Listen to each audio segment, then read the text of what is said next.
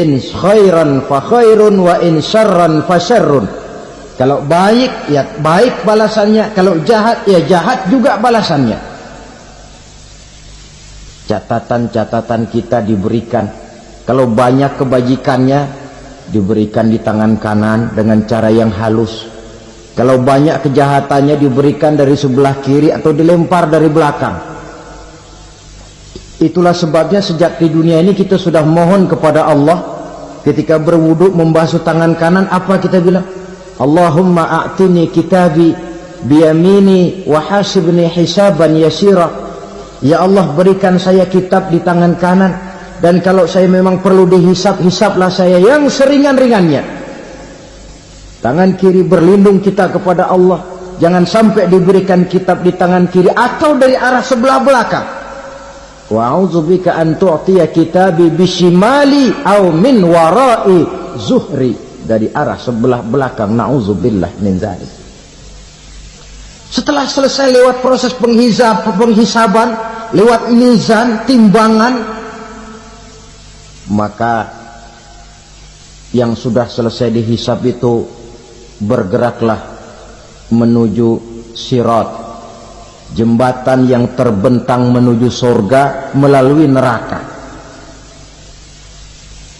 Saudara-saudara, panjangnya perjalanan sirat itu memakan waktu ratusan tahun.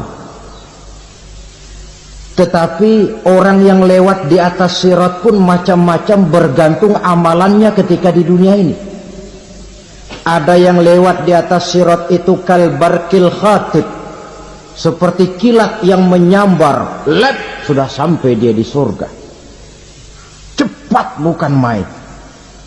Ada yang lewat di atas sirat itu seperti orang lari-lari.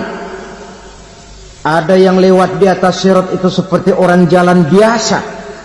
Ada yang sambil merangkak, ada yang sambil ngesor, ada yang sambil gelayutan, ada yang selamat sampai ke ujung ke surga, ada yang tergelincir jatuh masuk ke dalam neraka, bergantung amalannya dalam kehidupan di dunia sekarang ini.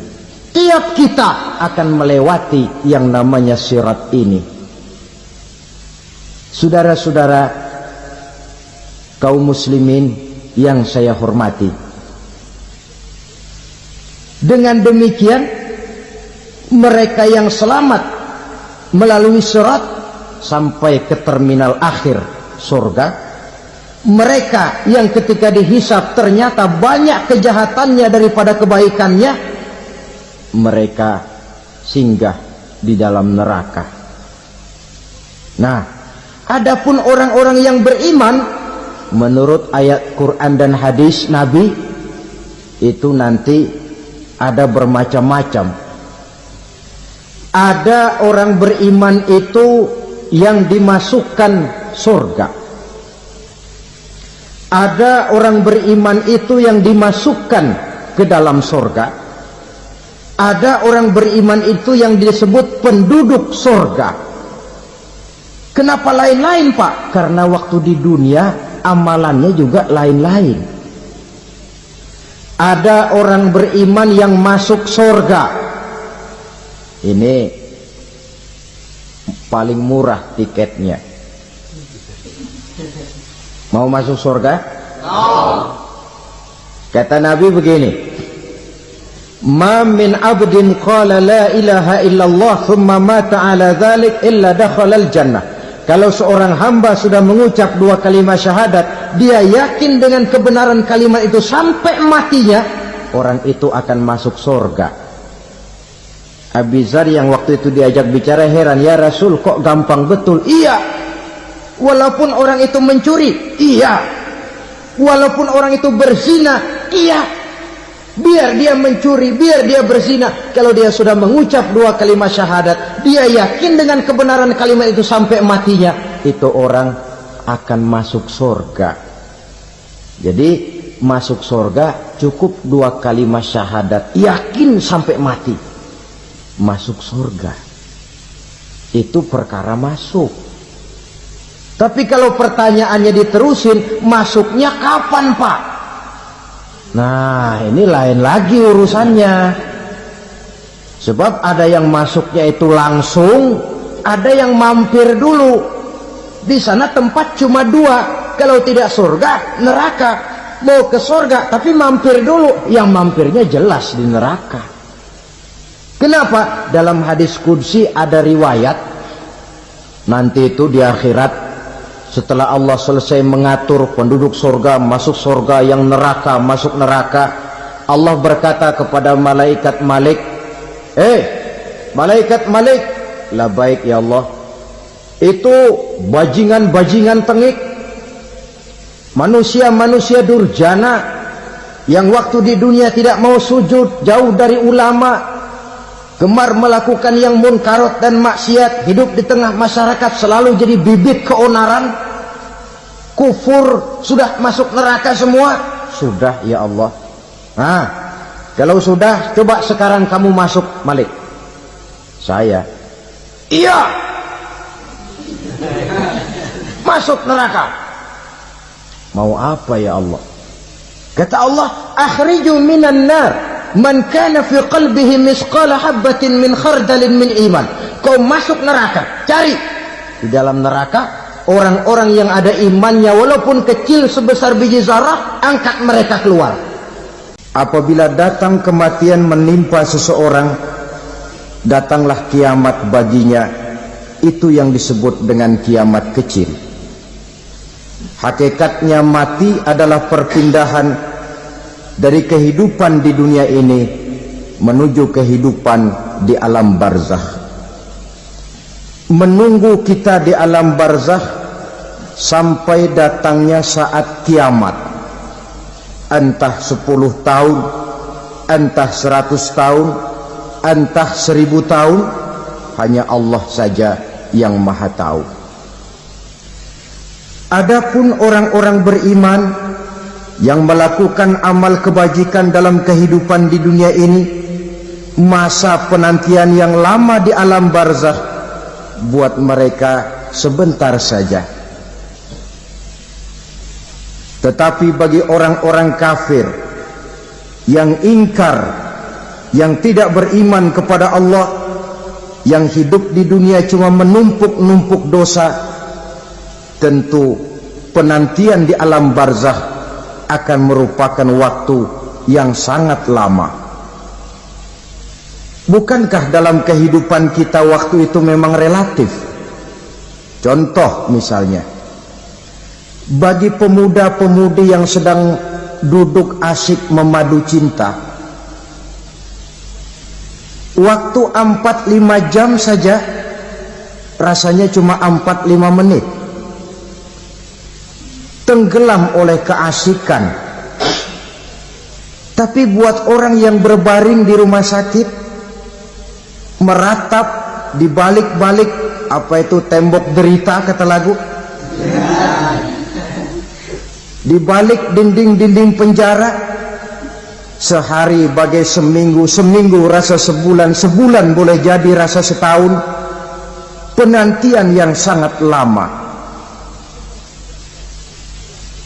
Kapan kiamat itu akan datang? Ini rahasia Allah. Jangankan kita yang orang awam, baginda Nabi sendiri tidak diberitahu oleh Allah kapan kiamat itu akan terjadi. Tetapi sungguh pun demikian, banyak hadis-hadis yang menjelaskan ciri atau tanda-tanda datangnya kiamat. Nah, kalau sudah bicara soal tanda, tanda kiamat itu ada 2. Pertama yang disebut alamatus sughra, tanda-tanda kecil. Ini waktunya masih ada tenggang. Ada yang dinamakan alamatul kubra, tanda-tanda besar, artinya kiamat sudah diambang pintu. Apa tanda-tanda kecil dari datangnya hari kiamat itu? Misalnya kata Nabi, apabila ilmu sudah diangkat oleh Allah, artinya apabila ulama sudah banyak wafat, minat orang belajar agama berkurang, lalu kebodohan nampak merajalela di mana-mana, zina dikerjakan secara terbuka, minuman-minuman keras jadi kebanggaan, itu termasuk di antara tanda-tanda kecil terjadinya hari kiamat. Apalagi misalnya iza waladatil ammatu rabbataha, apabila budak sudah melahirkan tuan. Apa maksudnya? Ada yang mentafsirkan apabila anak sudah bisa membudaki orang tuanya.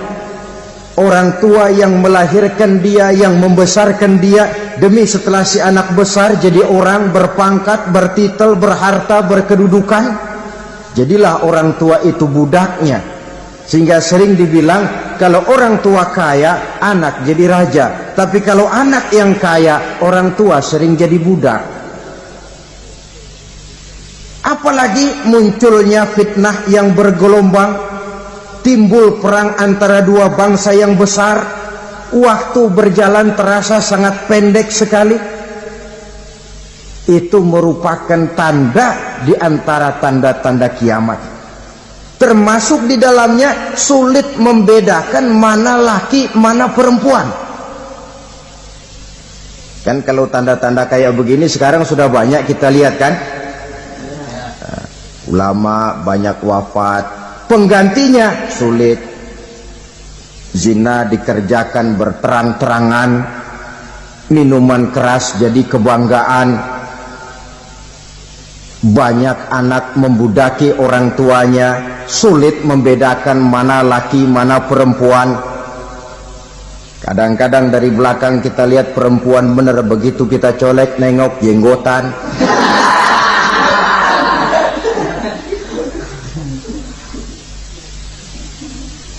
Ini termasuk tanda-tanda kecil, masih ada tenggang sampai akan terjadinya kiamat itu. Nah, yang dimaksud dengan tanda-tanda besar, ini tanda besar artinya kiamat sudah di ambang pintu. Pertama, matahari terbit dari sebelah barat. Apabila matahari sudah terbit dari arah sebelah barat, tertutuplah sudah pintu taubat. Bersabda Nabi kita, la taqumus sa'atu hatta tatlu'a syamsu min maghribiha. Tidak akan datang hari kiamat sampai matahari terbit dari arah sebelah barat. Fa iza tala'at, manakala matahari telah terbit dari arah sebelah barat, wa ra'ahan nasu, manusia banyak menyaksikan itu, amanu ajma'un, mereka pun lalu beriman.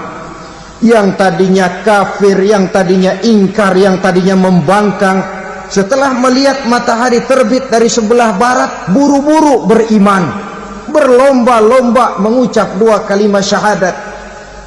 Tapi apa yang terjadi? Kata Nabi, wadzalika hina la yanfa'u nafsan imanuha lam takun amanat min qabl.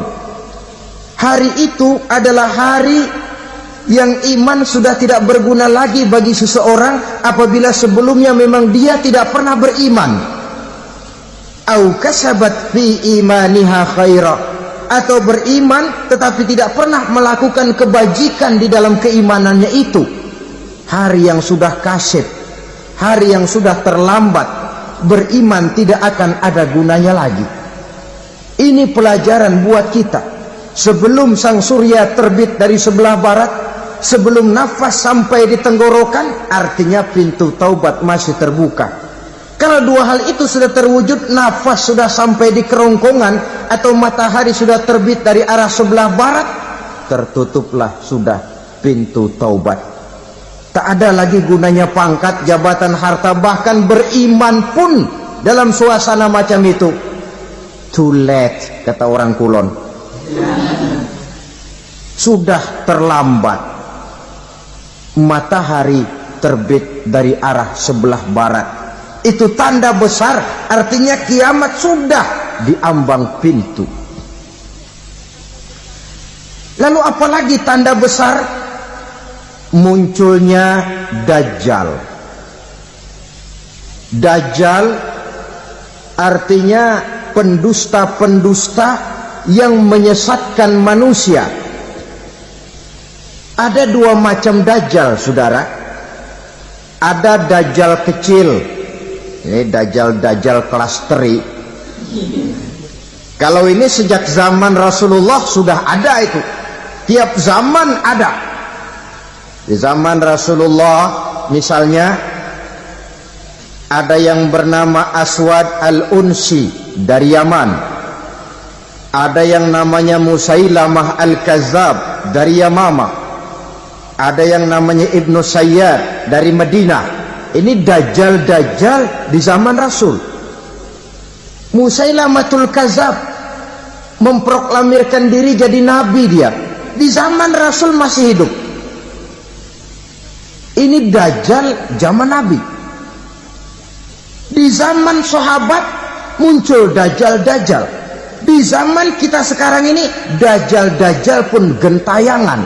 Dajjal-dajjal kelas teri. Kerjanya mendustakan manusia, menyesatkan manusia, memalingkan manusia dari jalan yang benar dan diridhoi oleh Allah Subhanahu wa taala. Adapun yang merupakan tanda besar dari datangnya kiamat, dajjal-dajjal kelas kakap. Pembohong-pembohong besar yang menyesatkan masyarakat manusia berpaling dari jalan Allah mengikuti jalan mereka.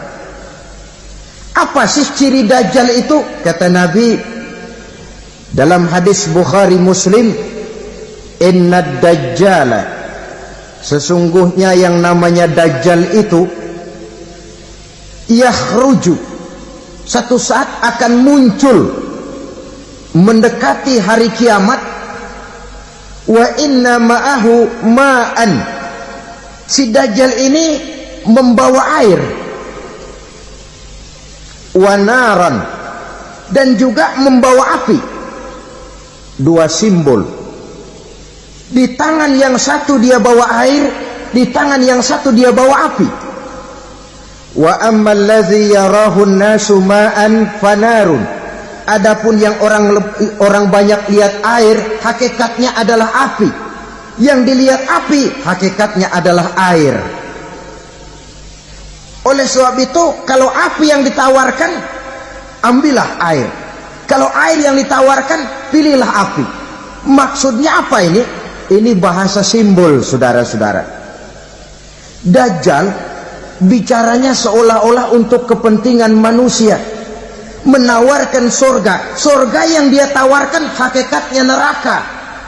Hai manusia, kalau kau mau bahagia, jangan dekat-dekat dengan agama. Solat itu tidak efektif dan efisien, tidak produktif dari segi ekonomi itu. Menghadiri majelis taklim cuma buang-buang waktu. Tahajud, tasbih, tahlil, baca Quran, apa itu? Pekerjaan mubazir saja. Hidup ini cuma sekali, masa yang cuma sekali, manfaatkan dengan sebaik-baiknya. Mumpung, dibawanya sifat mumpung tetapi dalam pengertian yang sangat negatif. Bicaranya seolah-olah untuk kepentingan manusia, tetapi sebenarnya menjerumuskan manusia. Menawarkan air tapi sebenarnya api, menawarkan api tapi hakikatnya air. Buat apa kamu sholat? Buat apa kamu bayar zakat? Buat apa kamu puasa? Surga yang dicanangkan dajjal hakikatnya neraka. Neraka yang digambarkan dajjal pada dasarnya adalah surga. Jadi memutarbalikkan fakta itu kerjaan dajjal. Yang hak jadi batil, yang batil dibilang hak, yang benar jadi salah, yang salah malah jadi benar. Tuntunan disuruh jadi tontonan, tontonan malah menjadi tuntunan. Itu pekerjaan dajjal profesinya. Zamannya Nabi Adam, dajjalnya kan iblis. Betul? Betul. Apa sih gang kerayuan iblis itu? Allah setelah menciptakan Nabi Adam kan bilang, Adam, kau dan istrimu Hawa tinggal di surga ini. Seluruh fasilitas yang ada di surga persilahkan kau nikmati. Satu yang tidak boleh, jangan coba-coba dekati pohon khuldi. Dekat saja jangan, apalagi sampai memetiknya. Datang Dajjal yang namanya iblis ini. Adam, kamu tahu nggak kenapa tidak boleh makan buah khuldi? Ya nggak tahu, pokoknya saya dilarang. Bodoh kamu, Dam. Khuldun artinya kekal. Kalau kamu makan itu buah, kau akan kekal di surga buat selamanya. Allah tidak kepengen, maka dilarang kamu makan buah khuldi. Kalau kau ingin kekal di surga, Adam, makan saja. Saya bicara begini ini untuk kepentingan kamu, Adam. Ini kan ciri-ciri Dajjal. Bicaranya sih seolah-olah untuk kepentingan Nabi Adam. Hakikat sebenarnya menjerumuskan Nabi Adam supaya ingkar dan melanggar larangan dari Allah Subhanahu wa ta'ala. Jadi setelah muncul Dajjal, timbul kekacauan-kekacauan di masyarakat. Banyak yang terpengaruh, terpedaya dan terpesona. Termasuk mereka yang memproklamirkan diri jadi nabi, mereka yang memproklamirkan diri jadi rasul di zaman sesudah Rasulullah wafat. Itu adalah Dajjal. Maka saya ingatkan, kalau di zaman kita sekarang ini ada orang ngaku jadi nabi, ada orang ngaku jadi rasul, biar bahasa Arabnya kental, Quran hafal, hadis ribuan hadis hafal, biar pakai serban sampai menyengser ke tanah, bahasa Arabnya fasih, tapi dia mengaku jadi nabi, jadi rasul. Kita umat Islam wajib tidak percaya, wajib untuk tidak percaya. Itulah Dajjal zaman kita sekarang ini. Tidak mustahil mereka datang mempengaruhi orang-orang awam supaya berpaling dari Rasulullah, mengikuti mereka. Nah, di akhir zaman nanti, mendekati hari kiamat, Dajjal ini muncul. Dajjal kelas kakap, menyesatkan masyarakat manusia untuk berpaling dari Islam, mengikuti seruan mereka. Apalagi di antara datangnya kiamat itu, tanda yang besar itu, turunnya Nabiullah Isa Al-Masih, putra Maryam. Menurut berbagai hadis yang sahih, Nabi Isa Al-Masih nanti akan turun lagi. Tidak membawa risalah yang baru, tapi meluruskan risalah Islam ini yang telah banyak ditinggalkan oleh masyarakat. Bahkan ada hadis menjelaskan beliau akan membunuh Nabi, mematahkan kayu-kayu salib, lalu melaksanakan haji dan umrah mengikuti syariat Nabi Muhammad, bukan membawa agama baru. Menjadi semacam mujaddid, reformer, menyelamatkan manusia dari bisikan Dajjal. Bahkan ada riwayat yang menjelaskan bahwa Nabi Isa berhasil mengalahkan Dajjal, mengembalikan masyarakat manusia kembali kepada ajaran Islam yang datang dari Allah, dibawa oleh Rasulullah Sallallahu Alaihi Wasallam.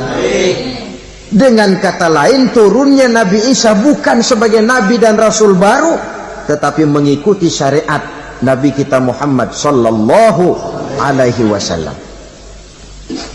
Saudara hadirin, ibu-ibu hadirat yang saya hormati, kemudian apalagi di antara tanda-tanda besar akan datangnya kiamat itu? Keluarnya asap atau awan. Kata Nabi, inna min asrati sa'ah dukhanan yamla'u ma bainal masyriqi wal maghrib.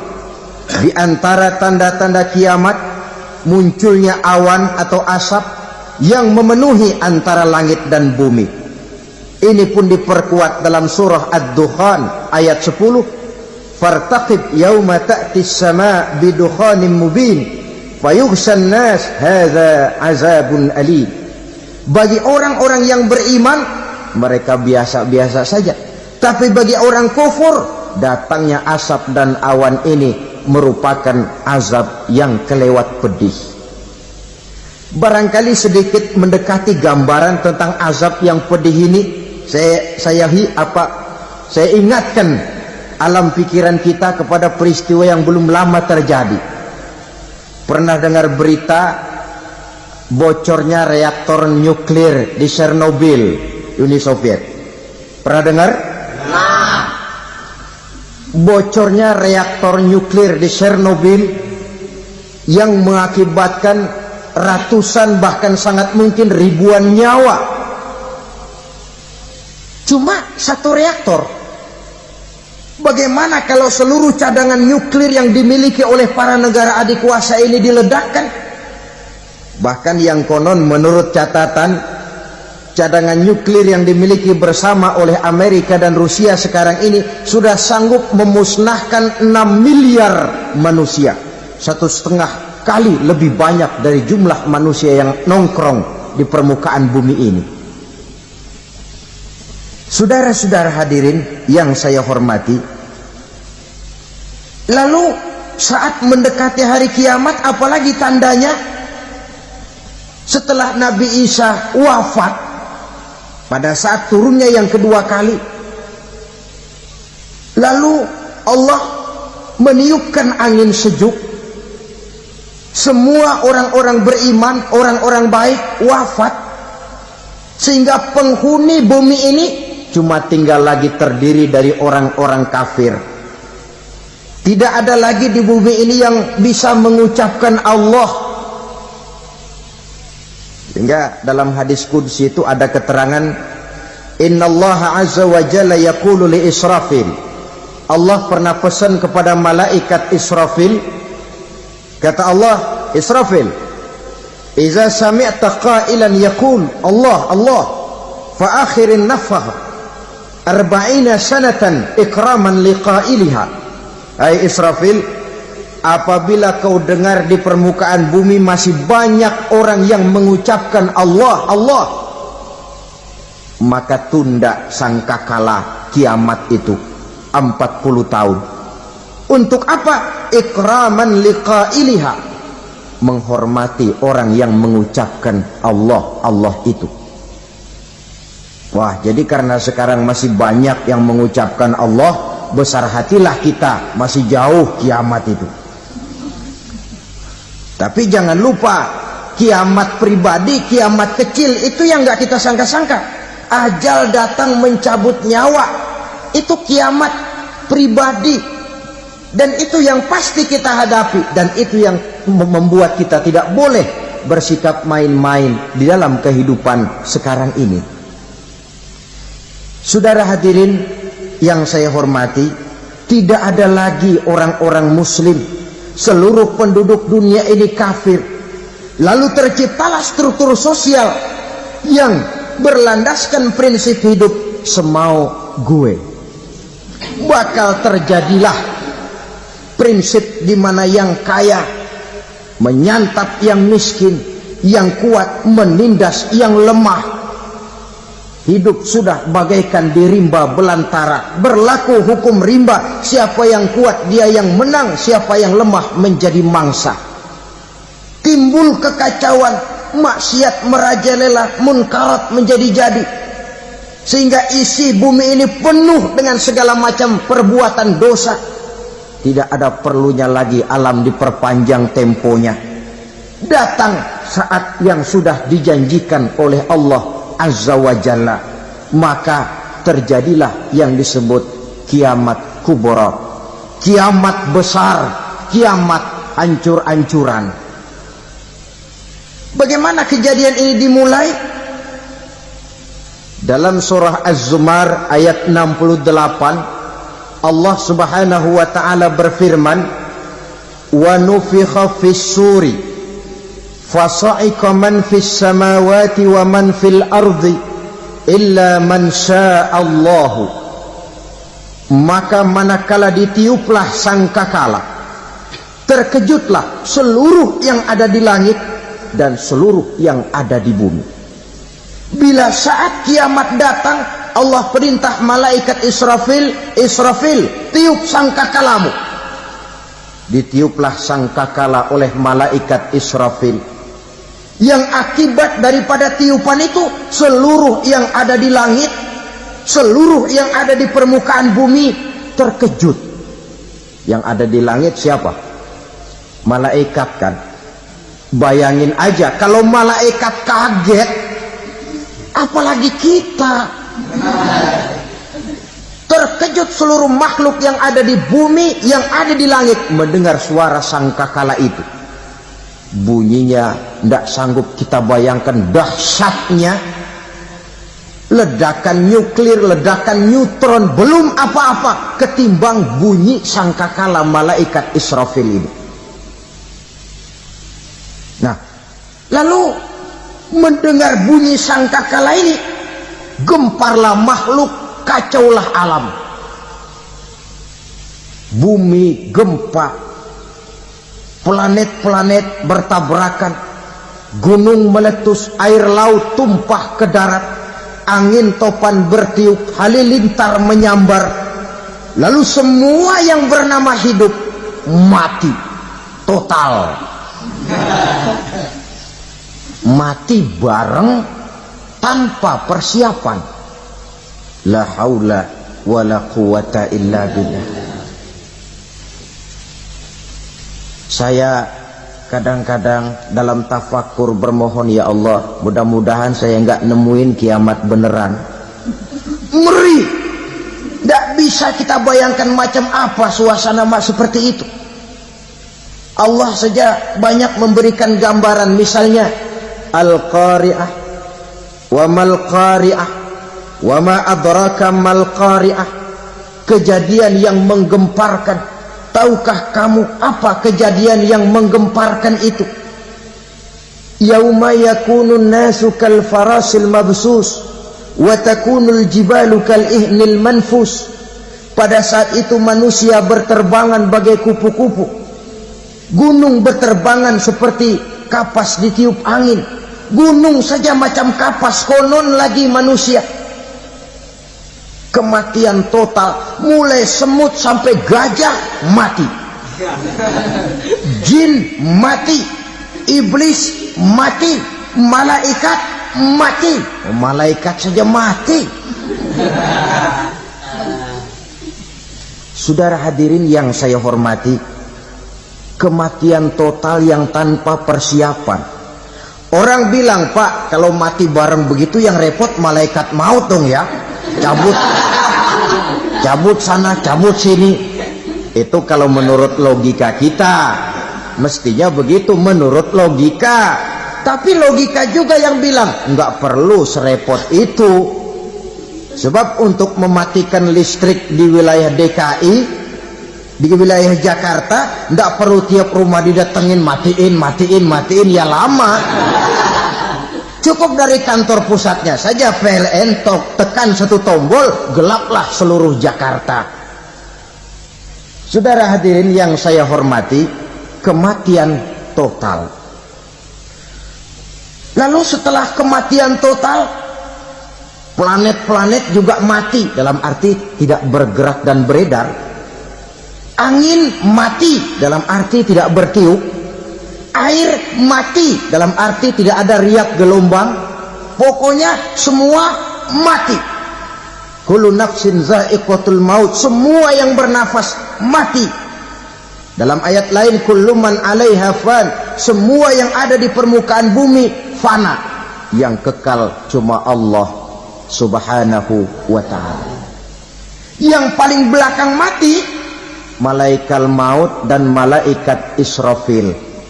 Tapi mati juga sesuai dengan janji Allah. Menurut hadis Bukhari Muslim dari Abi Hurairah, masa tenggang waktu antara kematian total pada tiupan sangkakala pertama dengan proses kebangkitan pada tiupan sangkakala kedua 40 lamanya. Tidak dijelaskan oleh Abi Hurairah 40 jam, apa 40 hari, apa 40 tahun. Hadis-hadis cuma menyebutkan 40 saja. Sunyi alam, yang tinggal cuma Allah saja lagi. Ketika itu Allah berseru-seru, katanya, limanil mulkul yauma. Siapa para penguasa hari ini? Mana itu raja-raja dan penguasa yang dulu mengaku jadi Tuhan? Fir'aun. Mana Fir'aun sekarang? Yang dulu jadi raja, merasa berhasil, sombong, lalu tidak mau turun-turun dari kekuasaannya, sampai kepada puncak kekurang ajarannya mengangkat diri jadi Tuhan. Mana itu Fir'aun? Namrus. Mana sekarang Namrus? La ilaha illa ana. Ternyata tidak ada Tuhan lain selain daripada aku, kata Allah. Proses kemudian, saudara-saudara, turunlah hujan dari langit. 40 lamanya hujan itu. Tidak jelas juga 40 jam apa 40 hari. Setelah air turun membasahi, datanglah tiupan sangkakala yang kedua. Semua yang bernama mati bangkit dari kuburnya masing-masing. Ini yang disebut Yaumul Ba'thi, hari kebangkitan. Allahu Akbar.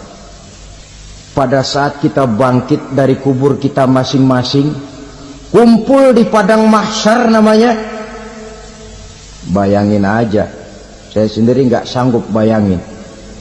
Manusia sejak zaman Adam sampai zaman kiamat kumpul bareng di tempat sama. Berapa banyaknya itu?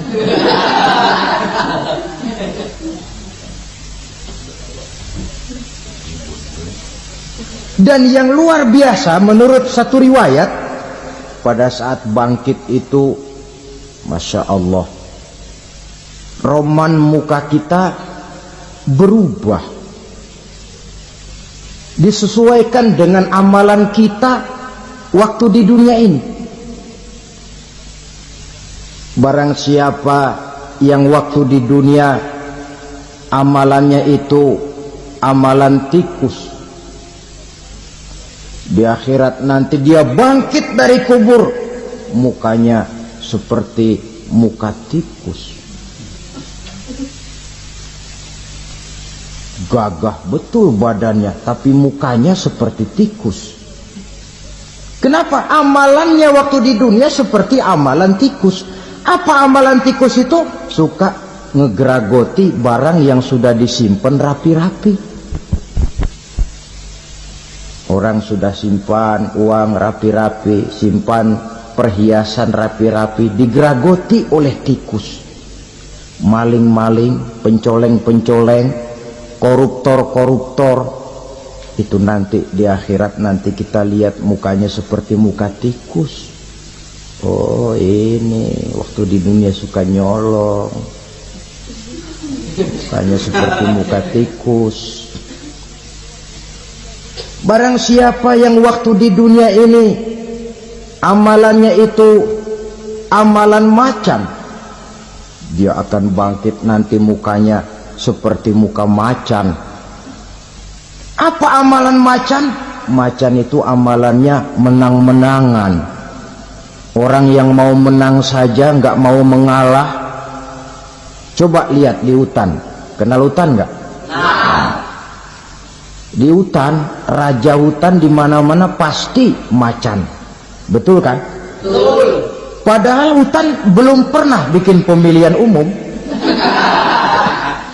Tapi macan tidak peduli ada pemilihan umum apa tidak, pokok saya raja. Sebab apa? Macan jadi raja itu bukan karena benar, tapi karena kuat jadi raja. Setelah dia jadi raja, rakyat hutan yang mesti dilindungi malah dimakan oleh raja macan. Kambing rakyat hutan dimakan oleh macan. Ayam rakyat hutan dimakan oleh macan.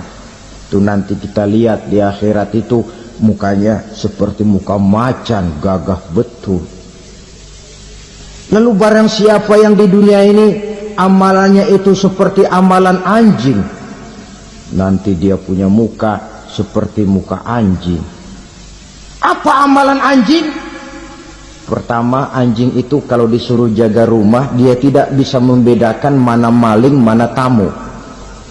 Biar yang datang maling, kalau bawa tulang, anjing kalem. Yang kedua, anjing itu akan setia kepada siapa saja yang memberinya roti. Siapa yang memberinya roti, itulah majikannya. Apa kata majikannya, pasti dia laksanakan. Soal benar atau salah, dia tidak peduli. Setelah anjing dapat roti, dia tidak punya pilihan lain kecuali bilang, abdi mah kumaha juragan wae ayeuna mah.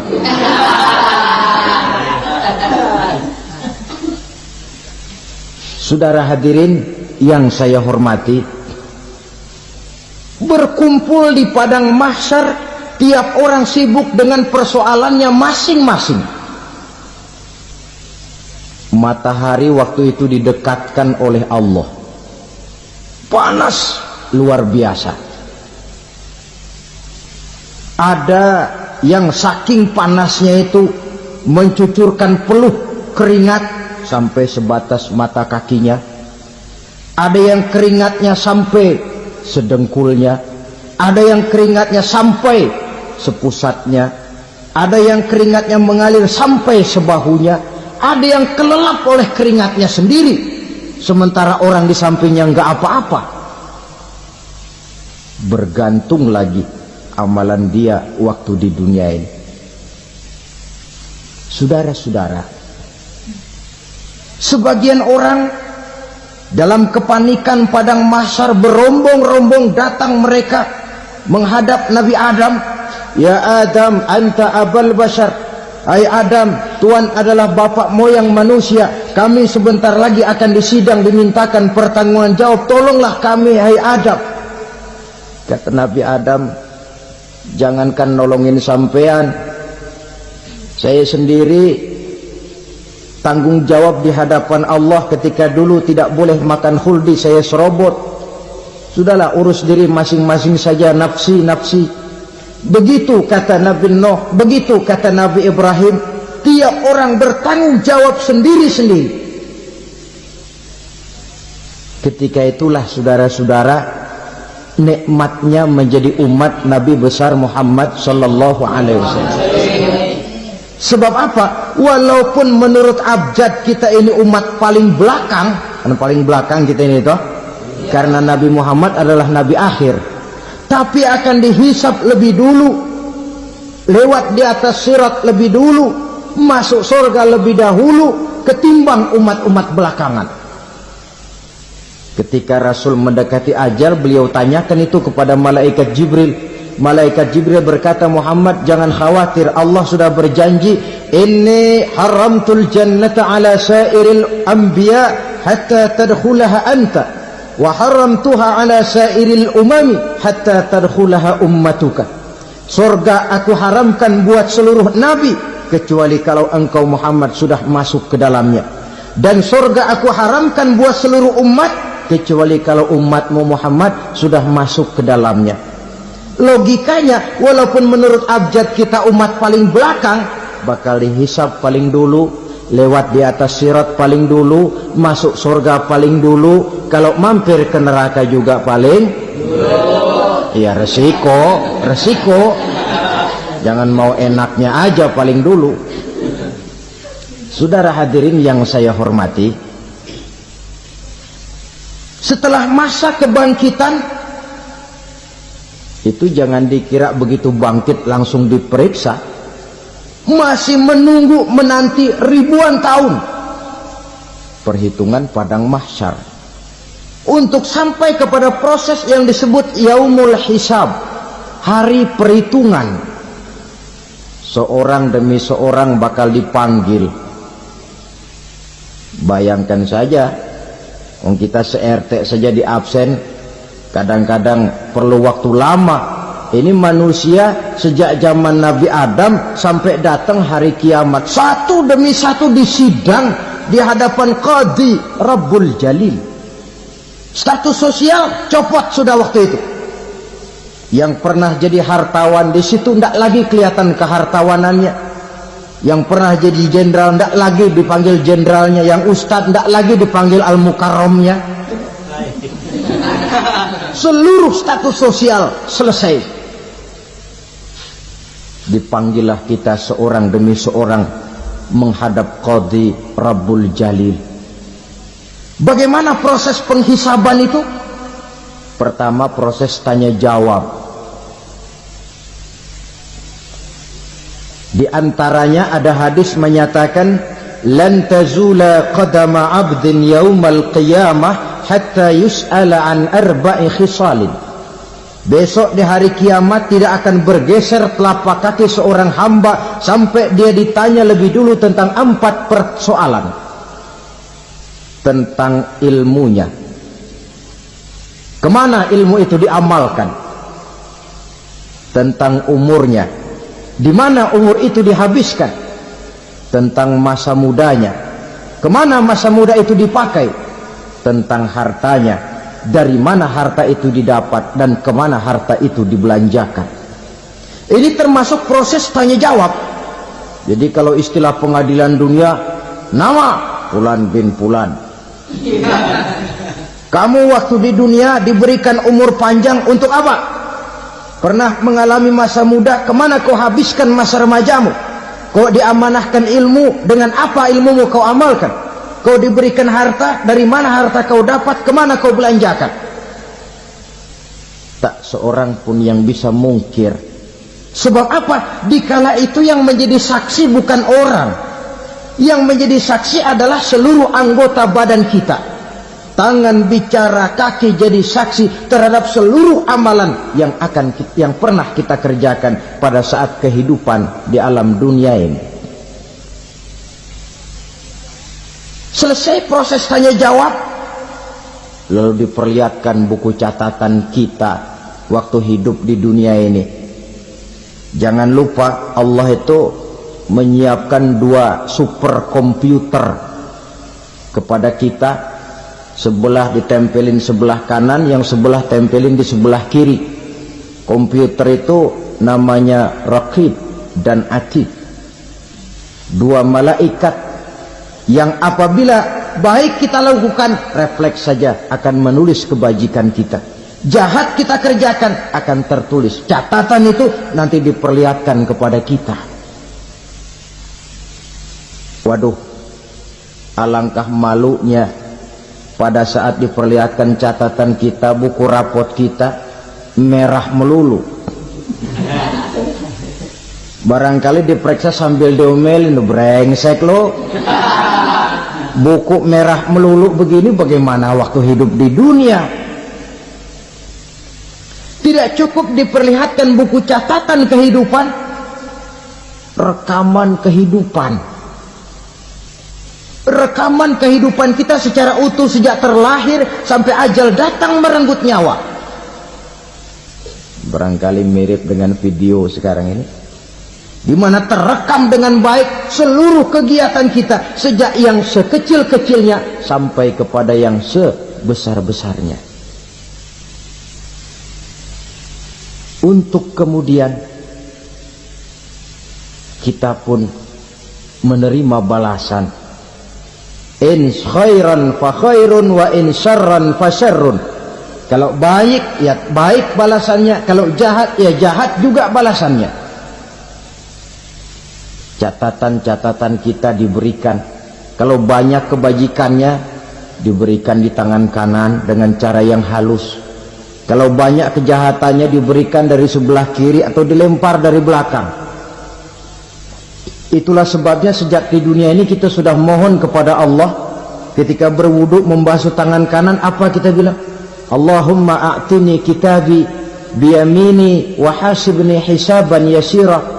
Ya Allah, berikan saya kitab di tangan kanan, dan kalau saya memang perlu dihisap, hisaplah saya yang seringan-ringannya. Tangan kiri berlindung kita kepada Allah. Jangan sampai diberikan kitab di tangan kiri atau dari arah sebelah belakang. Wa a'udzubika an tu'tiya kitabi bishimali aw min wara'i zuhri, dari arah sebelah belakang. Na'udzubillah min dzalik. Setelah selesai lewat proses penghisaban, lewat mizan, timbangan, maka yang sudah selesai dihisab itu bergeraklah menuju sirat, jembatan yang terbentang menuju surga melalui neraka. Saudara-saudara, panjangnya perjalanan sirat itu memakan waktu ratusan tahun. Tetapi orang yang lewat di atas sirat pun macam-macam, bergantung amalannya ketika di dunia ini. Ada yang lewat di atas sirat itu kalbarkil khatib, seperti kilat yang menyambar, lep, sudah sampai dia di surga. Cepat bukan main. Ada yang lewat di atas sirat itu seperti orang lari-lari. Ada yang lewat di atas sirat itu seperti orang jalan biasa. Ada yang sambil merangkak, ada yang sambil ngesor, ada yang sambil gelayutan, ada yang selamat sampai ke ujung ke surga, ada yang tergelincir jatuh masuk ke dalam neraka, bergantung amalannya dalam kehidupan di dunia sekarang ini. Tiap kita akan melewati yang namanya sirat ini. Saudara-saudara kaum muslimin yang saya hormati, dengan demikian mereka yang selamat melalui sirat sampai ke terminal akhir surga, mereka yang ketika dihisab ternyata banyak kejahatannya daripada kebaikannya, mereka singgah di dalam neraka. Nah, adapun orang-orang yang beriman menurut ayat Quran dan hadis Nabi itu nanti ada bermacam-macam. Ada orang beriman itu yang dimasukkan surga. Ada orang beriman itu yang dimasukkan ke dalam surga. Ada orang beriman itu yang disebut penduduk surga. Kenapa lain-lain, Pak? Karena waktu di dunia amalannya juga lain-lain. Ada orang beriman yang masuk surga. Ini paling murah tiketnya.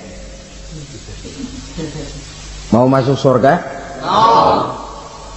Kata Nabi begini, ma min abdin qala la ilaha illallah thumma mata ala dhalik illa dakhala al-jannah.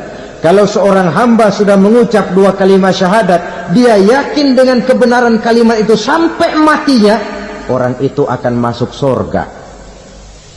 Abi Dzar yang waktu itu diajak bicara heran, ya Rasul kok gampang betul? Iya, walaupun orang itu mencuri, iya, walaupun orang itu berzina, iya.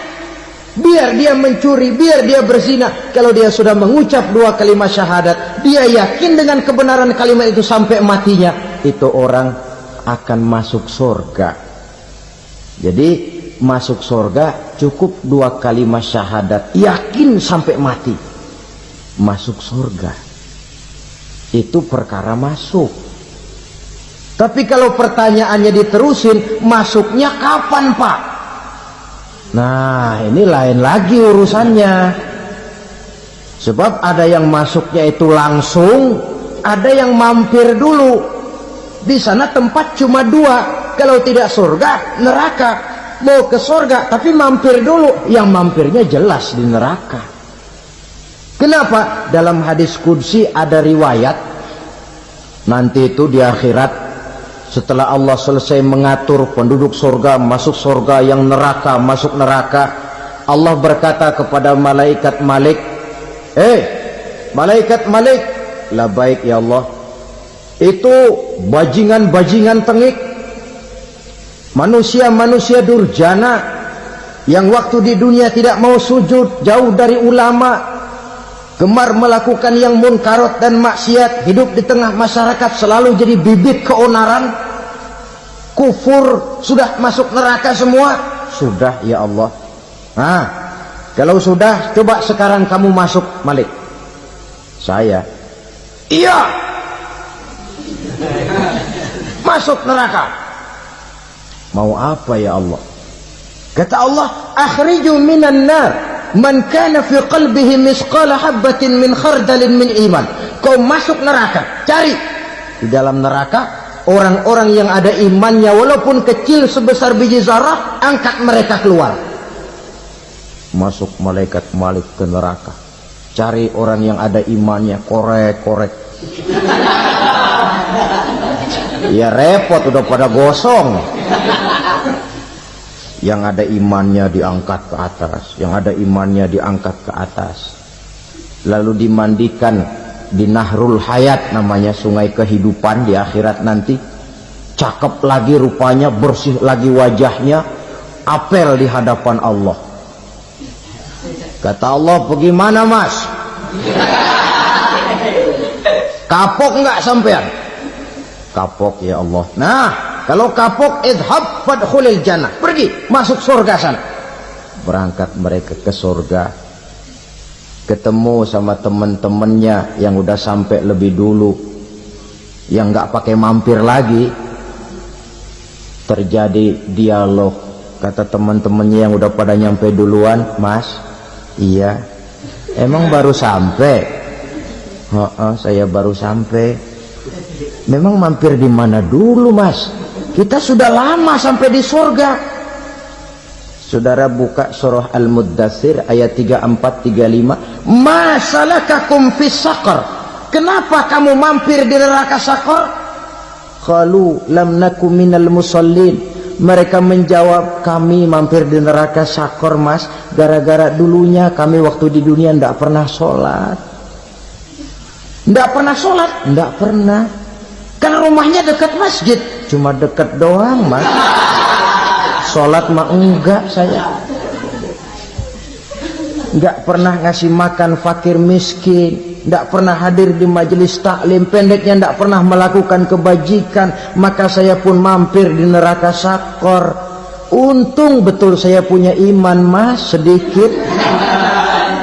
Waktu hidup di dunia dulu saya pernah mengucap 2 kalimat syahadat. Sekali-kalinya waktu mau kawin. Masya Allah. Untung saja kawin. Kalau nggak kawin polos.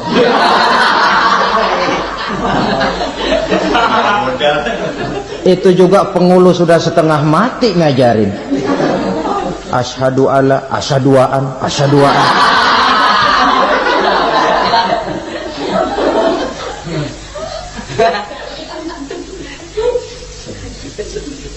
Ini namanya masuk surga, ada mampir dulu. Ada pula orang mukmin itu yang dimasukkan surga. Namanya dimasukkan kan terima beres. Saya masuk ke rumah, jalan sendiri, cari tempat sendiri. Saya dimasukkan ke dalam rumah, terima beres, pokok ada di dalam, itu dimasukkan namanya. Nggak pakai mampir. Tapi tentu tiketnya lebih mahal ketimbang yang pertama tadi. Apa kata Allah? Innal ladzina amanu wa 'amilus shalihat la ukaffiranna 'anhum sayyi'atihim wa la udkhilannahum jannah. Sesungguhnya orang-orang yang beriman kemudian beramal soleh, kami hapuskan segala dosa dan kesalahannya, kami masukkan mereka ke dalam surga. Lihat ayatnya. Allah yang memasukkan, kita yang dimasukkan. Tidak pakai transit, tidak usah mampir. Cuma tidak cukup syahadat, tidak cukup amanu, tapi diiringi dengan wa'amilus salih. Iman, amal. Tidak cukup syahadat, lalu dibuktikan dia sholat, dia zakat, puasa, lalu dia melakukan berbagai macam kebajikan. Ini yang menyebabkan dia tidak pakai mampir di tempat yang bernama Saqar. Lalu ada pula orang mukmin itu yang disebut penduduk surga. Wah, ini sudah VIP ini. Ashabul jannah, penduduk surga. Siapa mereka? Kata Allah, innal ladzina amanu summa istaqamu fala khaufun 'alaihim wala hum yahzanun ulaika ashabul jannah hum fiha khalidun. Sesungguhnya orang-orang yang beriman lalu istiqamah, tetap dalam melaksanakan perintah Allah, tidak goyah, tidak labil tapi stabil, istiqamah, mereka tidak takut dan tidak bersedih hati, merekalah penduduk surga. Iman istiqomah.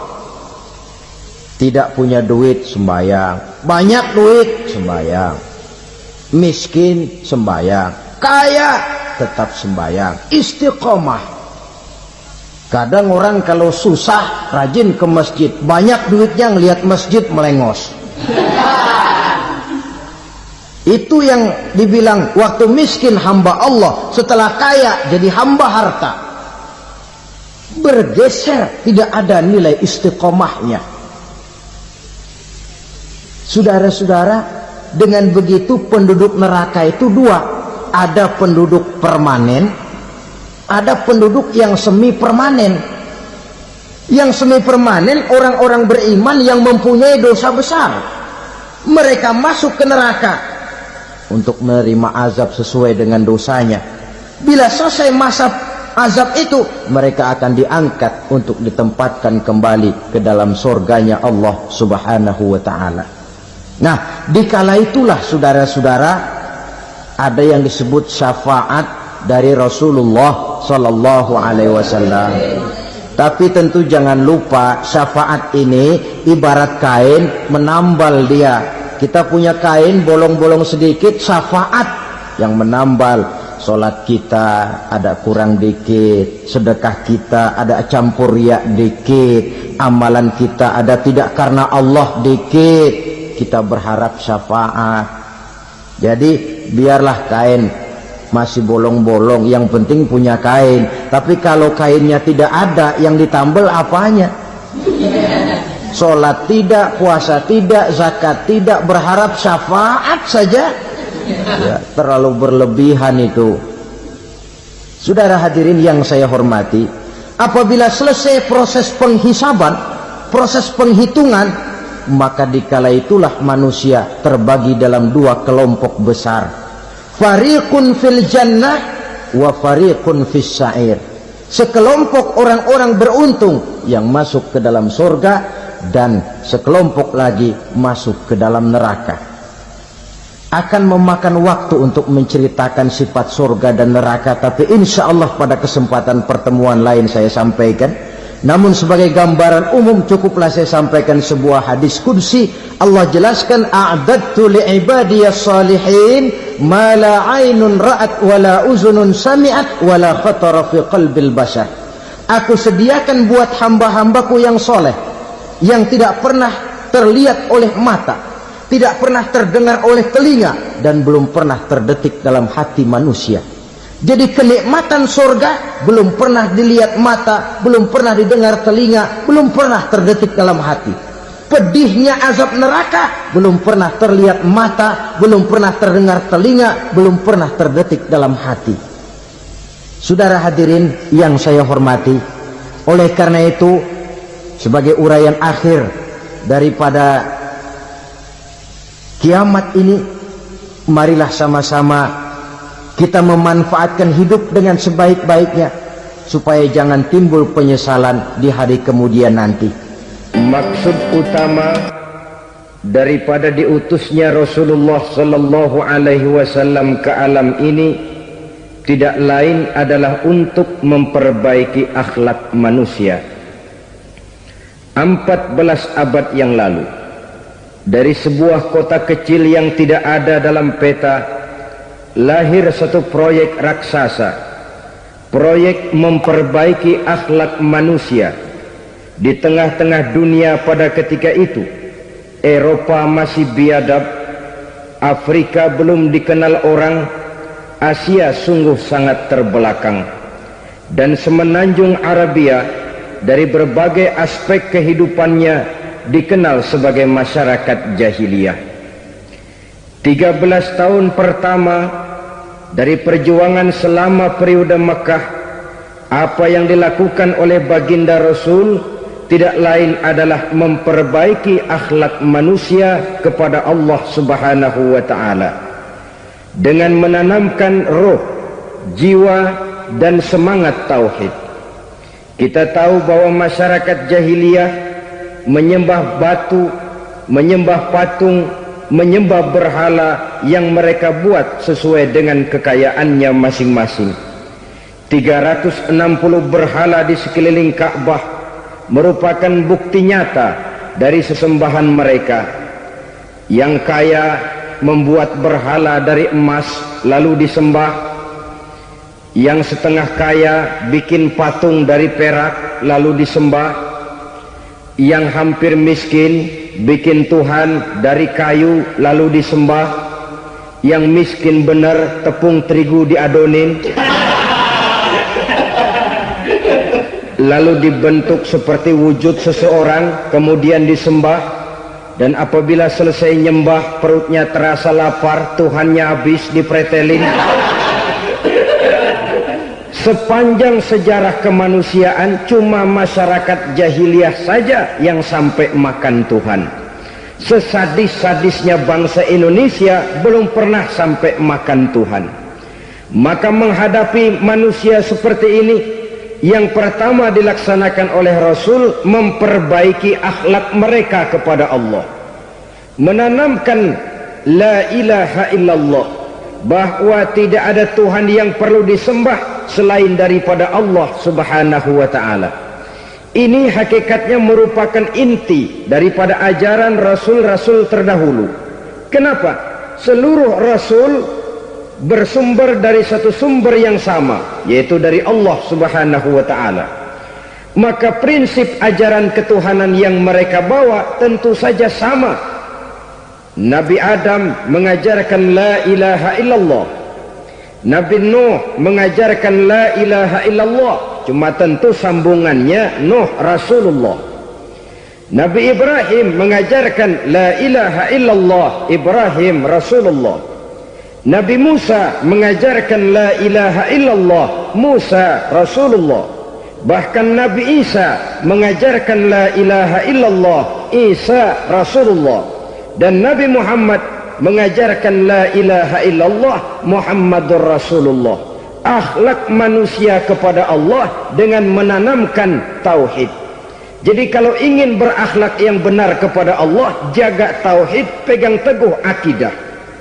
Saudara-saudara kaum muslimin rahimakumullah, lawan daripada tauhid adalah kufur.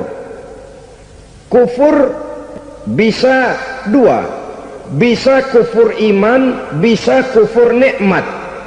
Kufur itu sifatnya, kafir itu orangnya. Ada orang kufur iman, dan ini merusak akhlak kepada Allah subhanahu wa ta'ala. Kufur iman itu kadang-kadang bentuknya syirik, orangnya disebut musyrik. Kufur iman itu kadang-kadang bentuknya nifaq, orangnya disebut munafik. Kufur iman itu kadang-kadang bentuknya riddah, orangnya disebut murtad. Ini merupakan jenis daripada kufur-kufur iman dan tergelincirnya manusia daripada akhlak kepada Allah subhanahu wa ta'ala. Benar, di zaman sekarang kita tidak menyembah berhala. Memang di zaman sekarang kita tidak menyembah patung. Iya, kita tidak berkeyakinan Tuhan lebih dari satu.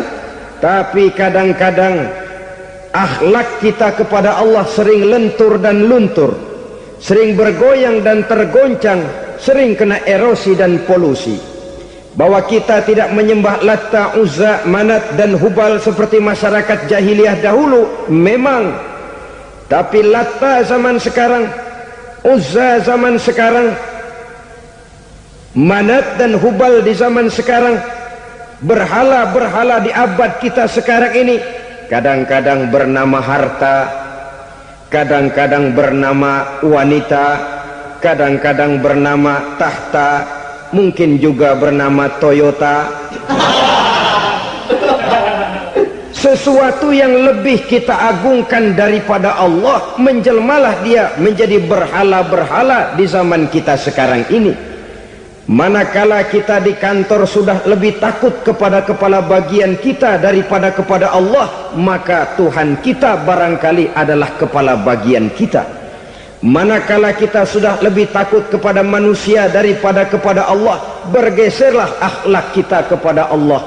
mengagungkan manusia dan menomorduakan Allah. Maka di zaman sekarang akhlak kita kepada Allah sering kena erosi, sering kena polusi. Mungkin karena sulitnya lapangan kerja, tingginya tensi ekonomi, persaingan hidup yang makin tajam, sulitnya mencari lapangan kerja, orang kadang-kadang nekat, sedikit pertimbangan, picik pandangan, mudah melakukan potong kompas, sehingga terjadilah perbuatan-perbuatan yang memelencengkan akhlak kita kepada Allah Subhanahu wa ta'ala. Kadang-kadang terjebak mempercayai selain daripada Allah, kadang-kadang terjebak di dalam mengagungkan yang selain daripada Allah lebih dari yang seharusnya. Terkenalah akhlak kita kepada Allah jaringan-jaringan erosi dan polusi. Kufur sebagai lawanan daripada tauhid merupakan sifat daripada orang yang tidak berakhlak kepada Allah. Bentuknya pertama bisa syirik. Syirik itu artinya meyakini ada Tuhan lain selain daripada Allah. Itu yang namanya syirik. Jadi percaya Tuhan ada, cuman Tuhannya kelebihan. Itu yang disebut syirik, dan itu merupakan cerminan dari akhlak yang rusak kepada Allah Subhanahu wa ta'ala. Berkeyakinan Tuhan lebih dari satu, berkeyakinan bahwa Tuhan itu beranak atau diperanakkan, atau mengagungkan sesuatu sama dengan Allah, atau menjadikan yang selain Allah sebagai tujuan akhir daripada perjalanan kehidupan ini, maka itu sudah terjebak kita dalam musyrik. Dan syirik satu dosa yang tidak berampun.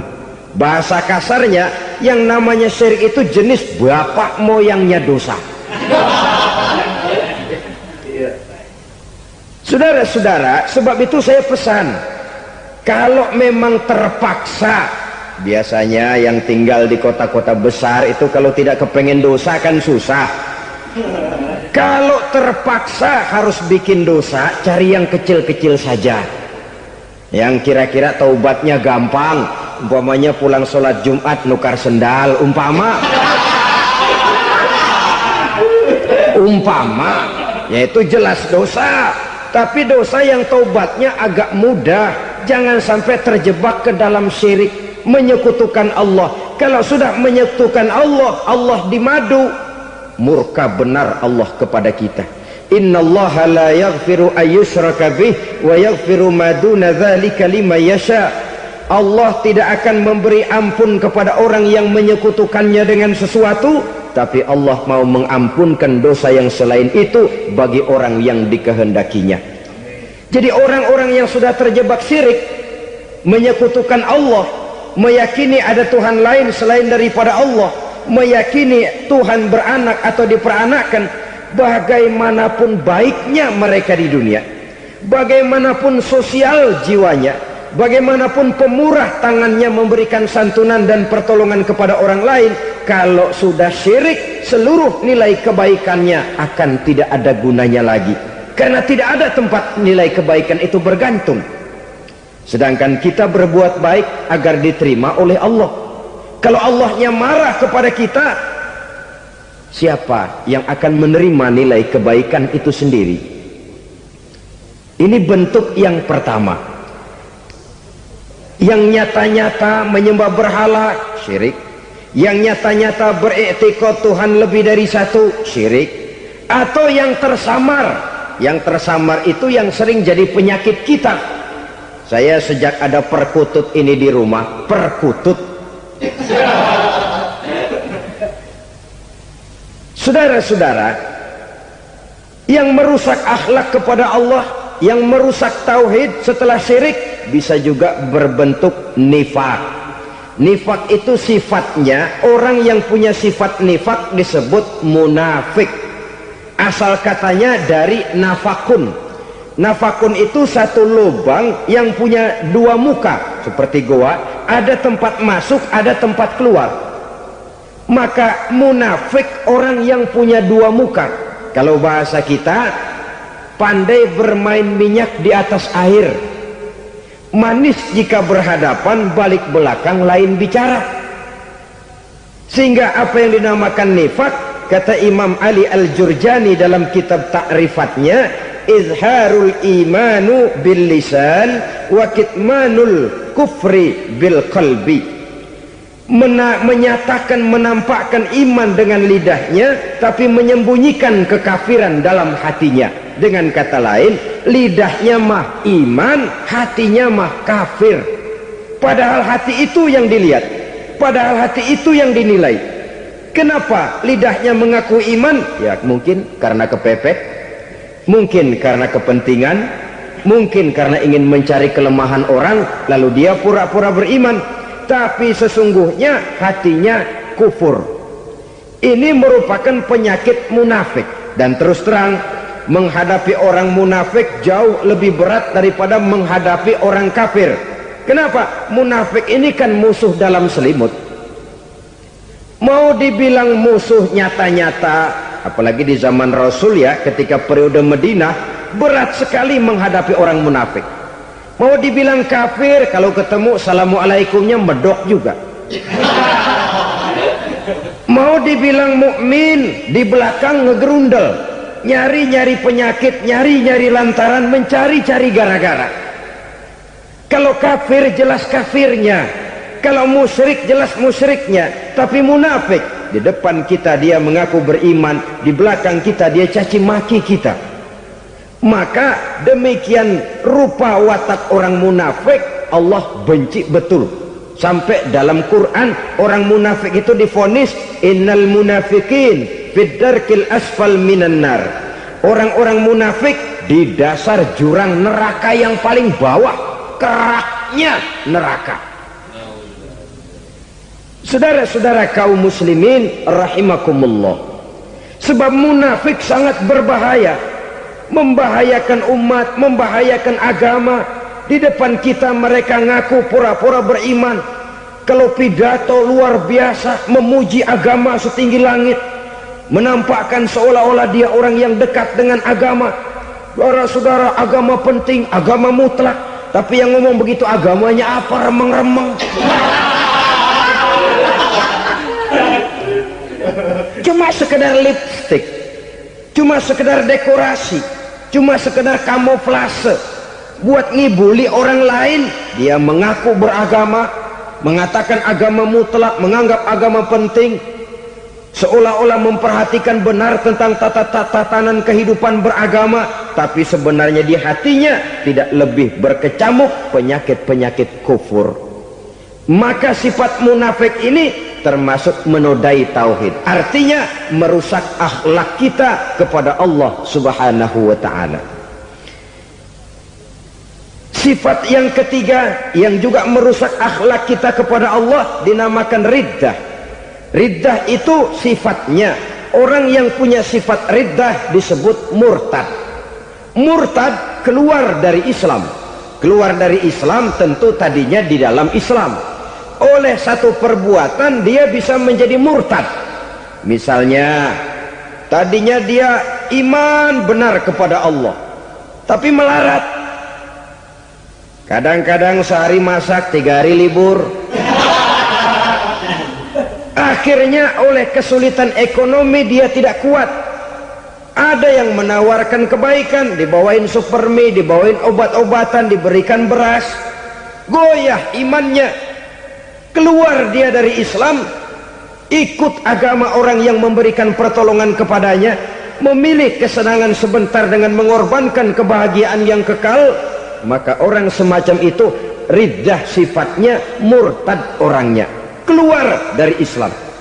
Dan yang menyebabkan kita murtad bukan cuma orang nyata-nyata memproklamirkan diri keluar dari Islam tapi lalu mengikuti agama orang lain, bukan cuma itu.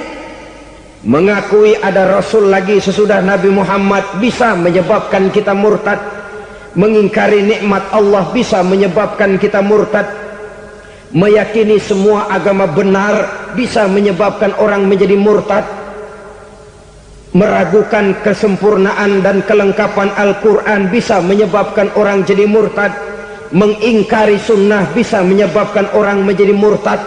Banyak hal-hal yang bisa mendatangkan penyakit riddah dan membuat pelakunya menjadi murtad, dan ini menodai akhlak kita kepada Allah Subhanahu wa ta'ala.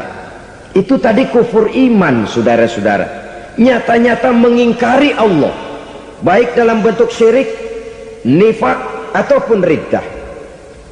Kufur yang kedua dinamakan kufur nikmat. Apa itu kufur nikmat? Sitru nikmatil mun'im au ya'malu fi mukhalafatil mun'im. Menutup-nutup nikmat Allah atau melakukan perbuatan yang menentang, bertentangan dengan kehendak yang memberikan nikmat. Jadi kufur nikmat pertama, nutup-nutupin Tuhan. Tuhan jalingin.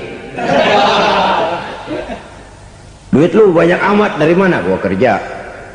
Lalu kerjanya nomor satu.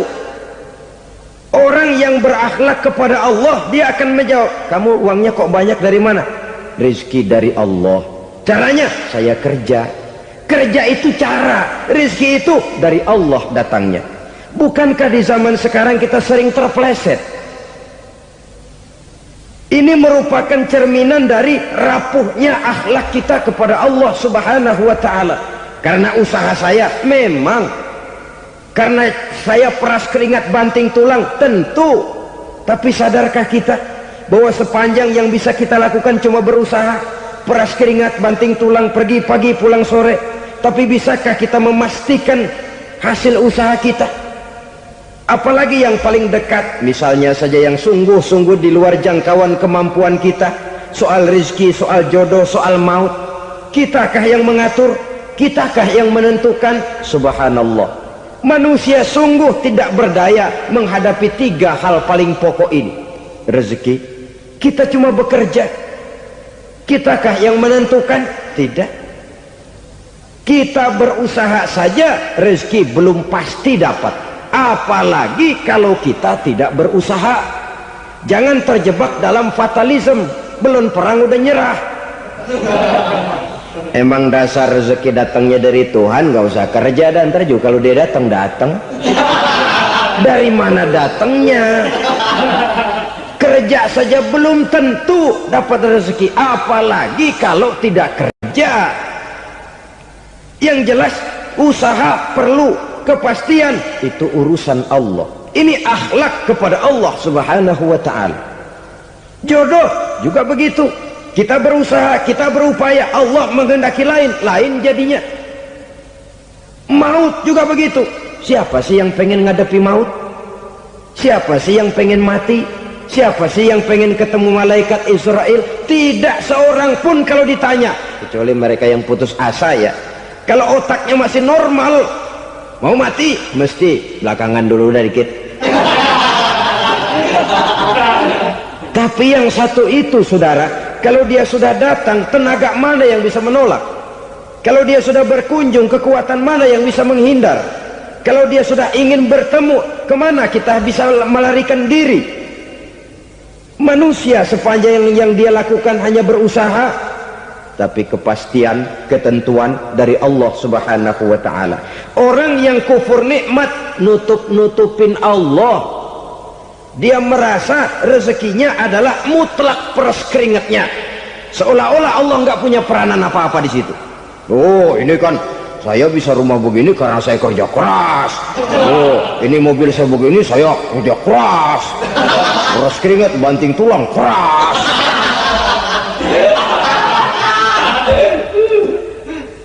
Saudara-saudara kaum muslimin rahimahkumullah, jadi menutup-nutupi Allah.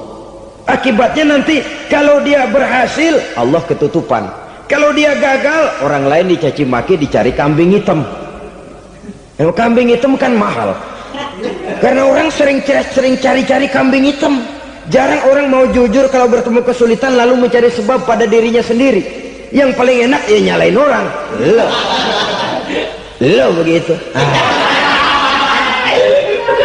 Orang lain lagi yang paling enak kita salahin.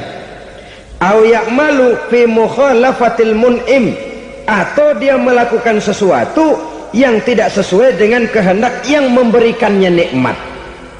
Diberikan kita tangan, mulut sih nggak berhenti, terima kasih Tuhan, alhamdulillah saya dikasih tangan. Cuma nih tangan enteng mat nabokin orang mulut. Itu sudah mukhalafatul mun'im, bertentangan dengan kehendak yang memberikan nikmat. Diberikan harta, mulutnya mah basah, terima kasih Tuhan, alhamdulillah dikasih harta, tapi pelitnya minta ampun,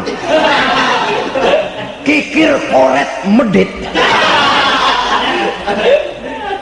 Ini juga termasuk kufur nikmat, mempergunakan suatu nikmat bertentangan dengan kehendak daripada yang memberikan nikmat itu sendiri. Saudara-saudara kaum muslimin rahimakumullah, oleh karenanya kufur iman memang lebih bahaya daripada kufur nikmat. Tapi jangan lupa, kufur nikmat bisa menyeret orang kepada kufur iman. Nah kalau Allah udah dialingin, Tuhan sudah dinomor duain, lama-lama kenapa dia tidak mendewakan dirinya sendiri, mendewakan pangkatnya, mendewa-dewakan otaknya, mendewa-dewakan kemampuannya? Pada awalnya dia memang cuma kufur nikmat, tapi lambat laun kalau ini tidak diobati, secara pasti orang akan mengarah kepada kufur iman. Bisa berbentuk syirik, bisa berbentuk nifak, bisa berbentuk riddah. Saudara-saudara, oleh karena itu menjaga akhlak kepada Allah mutlak penting. Sebab apa? Kita tidak berakhlak kepada manusia saja, kita dikucilkan dari pergaulan. Kalau kita tidak berakhlak kepada Allah, dikucilkan oleh Allah. Hadis qudsi menyatakan, man lam yashkur ala na'mai wa lam yasbir ala balai falyakhruj min tahtis samai falyatlub rabban siwaya. Kata Allah, siapa orang yang tidak mau bersyukur terhadap nikmat yang aku berikan kepadanya dan tidak mau sabar terhadap ujian yang aku berikan kepadanya, falyakhruj min tahtis samai, persilahkan saja keluar dari kolong langitku, waliyatlub rabban siwaya, tolong cari Tuhan lain selain daripada aku.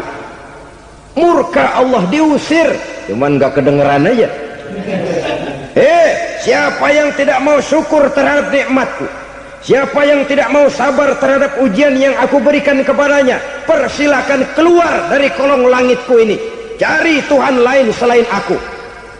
Nah, langit Tuhan yang punya, Tuhan kita lawan, diusir dari kolong langit, mau pindah ke kolong mana?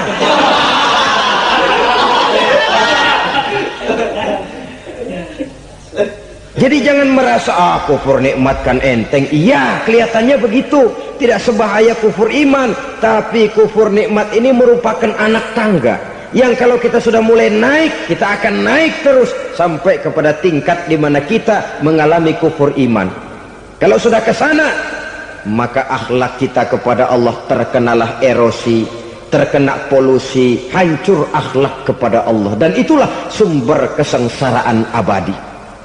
Kalau cuma kita tidak berakhlak kepada manusia, barangkali resikonya cuma kehidupan di dunia ini. Mungkin juga ada kehidupan akhirat. Tapi kalau sudah tidak berakhlak kepada Allah, dunia akhirat kita rugi dan celaka. Maka pada kesempatan ini saya mengajak, marilah jaga baik-baik akhlak kita kepada Allah. Satu kali kita bertauhid, sampai mati kita bertauhid. Satu kali la ilaha illallah, jangan tergelincir lagi kita keluar daripada kalimat itu. Satu kali kita bertuhankan Allah, jangan bertuhan yang lain selain daripada Allah. Jangan sekutukan Allah, jangan samakan Allah dengan sesuatu, jangan mengangkat yang lain sama agungnya dengan Allah. Sebab dengan demikian kita seolah-olah sudah mengotori akhlak kita kepada Allah subhanahu wa ta'ala. Ini berat saudara-saudara, ini tidak ringan. Kadang-kadang saya katakan tadi, masalah ekonomi, kadang-kadang persaingan hidup yang makin tajam, di tengah lapangan kerja yang makin sulit, di tengah orang banyak potong kompas. Kalau berpatokan kepada nilai tauhid, la ilaha illallah, Tidak ada Tuhan selain Allah, maka saya tidak akan takut kecuali hanya kepada Allah.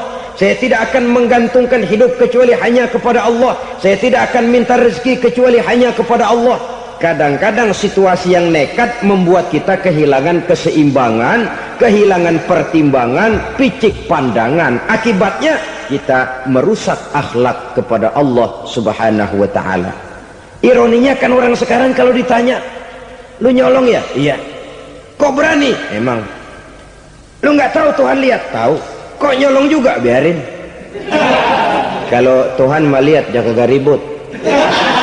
Nggak ribut katanya. Kalau orang lihat, 2 orang saja tahu, geger kelurahan. Ini kan sudah mendustai dirinya sendiri, sudah merusak akhlaknya kepada Allah Subhanahu wa ta'ala. Tuhan nggak ribut katanya. Saudara hadirin yang saya hormati, jadi oleh karenanya akhlak kita kepada Allah merupakan basis daripada kehidupan beragama.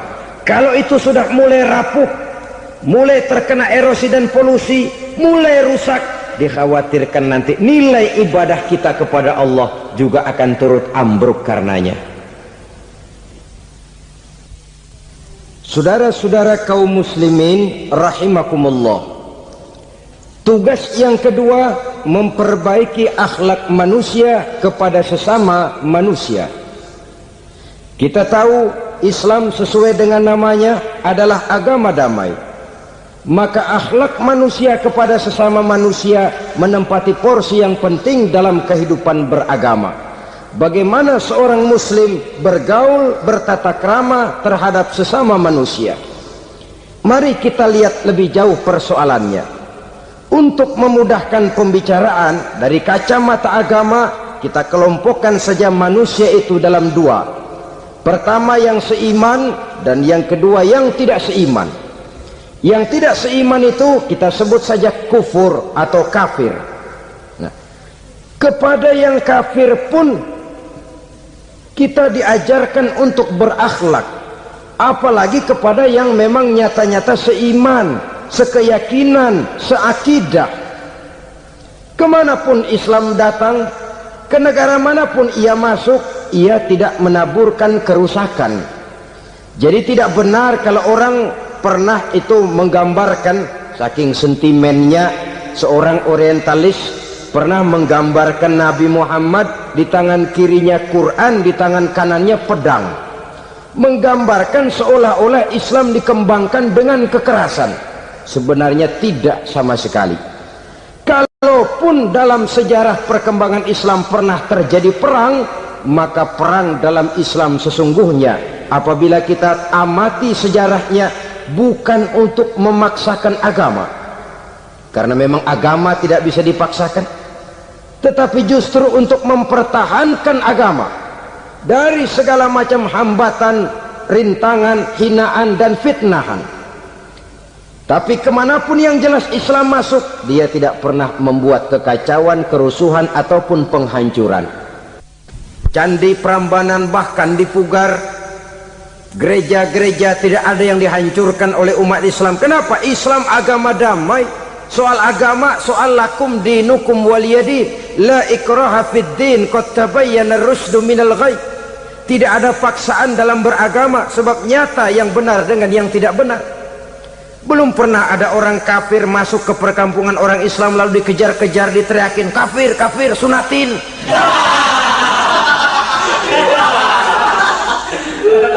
Belum pernah. Kenapa? Islam menghormati orang lain agama. Nah, yang kafir ini macam-macam saudara. Ada kafir harbi. Nah, ini kafir kerok. Ini kafir yang nyata-nyata memproklamirkan permusuhan kepada umat Islam, nyata-nyata mengganggu ketenangan umat Islam. Kafir yang seperti ini yang boleh diperangi. Misalnya kita mau sembahyang Jumat dijagain, nggak boleh sembahyang Jumat, getok palanya. Kafir harbi artinya tantangan perang datang dari mereka, bukan kita yang mulai, mereka yang buka front. Prinsipnya umat Islam tidak boleh mencari-cari musuh. Tapi pun tidak boleh lari kalau ketemu musuh. Musuh jangan dicari, ketemu jangan lari. Karena itu kesan seolah-olah umat Islam ini teroris, umat Islam ini destroyer, umat Islam ini sering menimbulkan keonaran, kerusakan. Sungguh satu fitnahan yang sangat keji. Umat Islam adalah umat yang cinta damai.